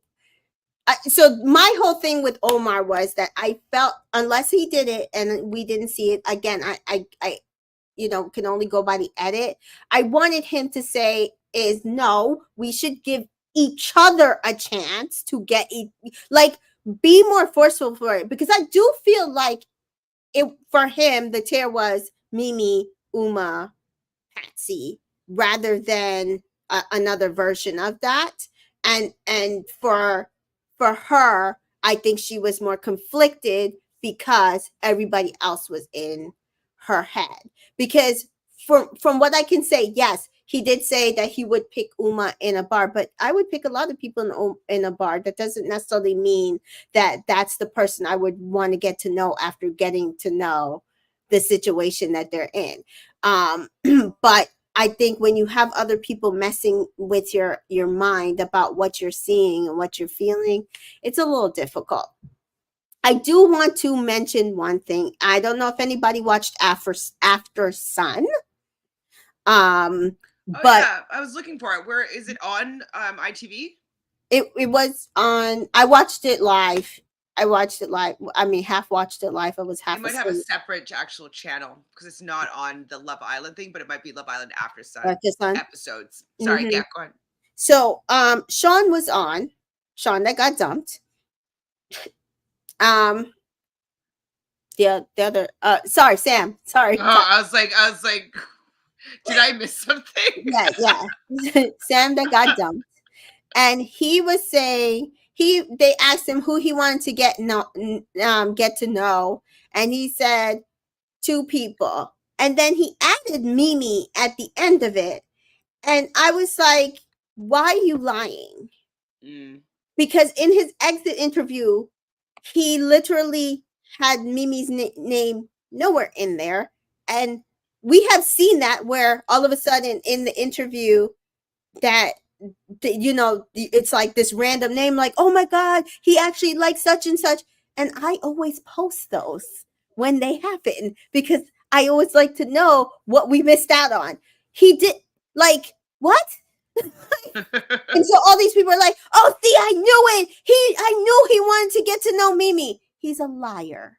Although he seemed really nice. I don't want to say he's a liar, but I do think he's clout chasing off of his 2 days that he was there, guys. I don't feel like he really wanted to get to know Mimi. And so please, let us not put the energy into that. Let us not do that. No. Yeah. Well, I'm gonna go take a little watch of that. Because yeah, it's my ITV is just not on that feed, but I just had to go and find another one then. So TA says, yeah, I don't want Uma to leave either. I'm praying it's a fake out. Mimi and Omar steal each other. Yeah, I agree. Yeah. Hopefully they steal each other and just it's a fake out. And just like they can laugh after. You can be like, I'm just kidding. We should steal each other. Yeah. I just don't want her to give Io the satisfaction at all. I know, but I'm also worried that she might do it. Or even Uma, the satisfaction of, oh, I stole her man. She stole him from me, and she don't even like Io. Like, I just don't want her to give either of these people the satisfaction of her energy, and it's just sad. It's sad. Yeah. In another type of situation, I would be like, steal him, take him. No, but it's not the play. It's not loses power here and like makes her look like she's kind of weak.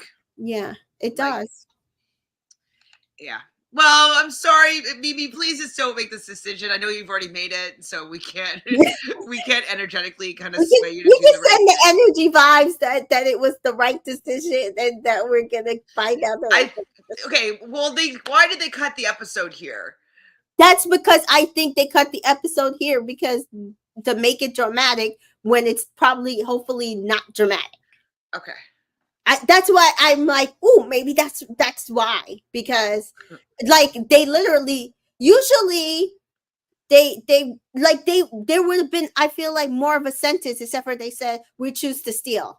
Like I think they would have just cut it at we our decision is, and then they cut, but here they're like we choose to steal, and I feel like it's because it's a fake out. Maybe Okay. it's We'll possible. see. Let's see. Kay thinks that the triplets remain as the most unhinged islanders for week 2. Okay, let's see. Let's see if that continues. I do want them to bring somebody in to mess that up a little bit. I think they need to just ease up on the Mimi Io Uma situation, just because I just feel like it's all at Mimi's expense, and I kind of just want them to let that breathe a little bit. Let's make Samantha sweat a little bit. I want that to be happening. Yes. All right. Well, thank you everybody here in the chat for hanging with us as we recap these last 2 episodes. Mika, what do you have going on your channel? Nothing right now today, but tomorrow Love Island USA starts. I over the weekend I did start watching Perfect Match. Cover it. I watched the whole thing, which I will not be covering personally, but I will say the first 6 episodes were really good, but I'm only watching for Tolu, so there's that. And if she leaves in the next 1 or 2 episodes, I'll be out then. I tried to watch Perfect Match season 1, and I will say Perfect Match season 2 is much better than season 1 because I couldn't even get through 2 episodes of Perfect Match. So there you go. But yes, so I will be covering Love Island USA on my channel Tuesday, some point. So make sure you're following me on my channel. And I think right now that's where we're at because nothing else comes out until July, right? Yes. Or end of June. It might be something. I can't remember. I don't know. So many things coming out. I know. But like I'm free, so I'm just gonna be covering them all. So just it's kind of like at the COVID times where I was just like had so much free time. I have almost that amount of free time. Yeah. So I will be covering everything as well. We'll probably be thinking about how to do some collabs with USA. I will be covering it on my channel.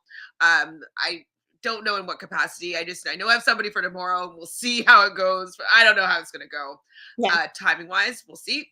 I did today, earlier on today with Fanta, we did a cast assessment for The Traitor Season 3. So if you guys are just curious about, our thoughts on who we think are going to be the traitors, our thoughts on the cast, our thoughts on, why people got cast and why people who should have got cast, all that jazz, just check in on my channel.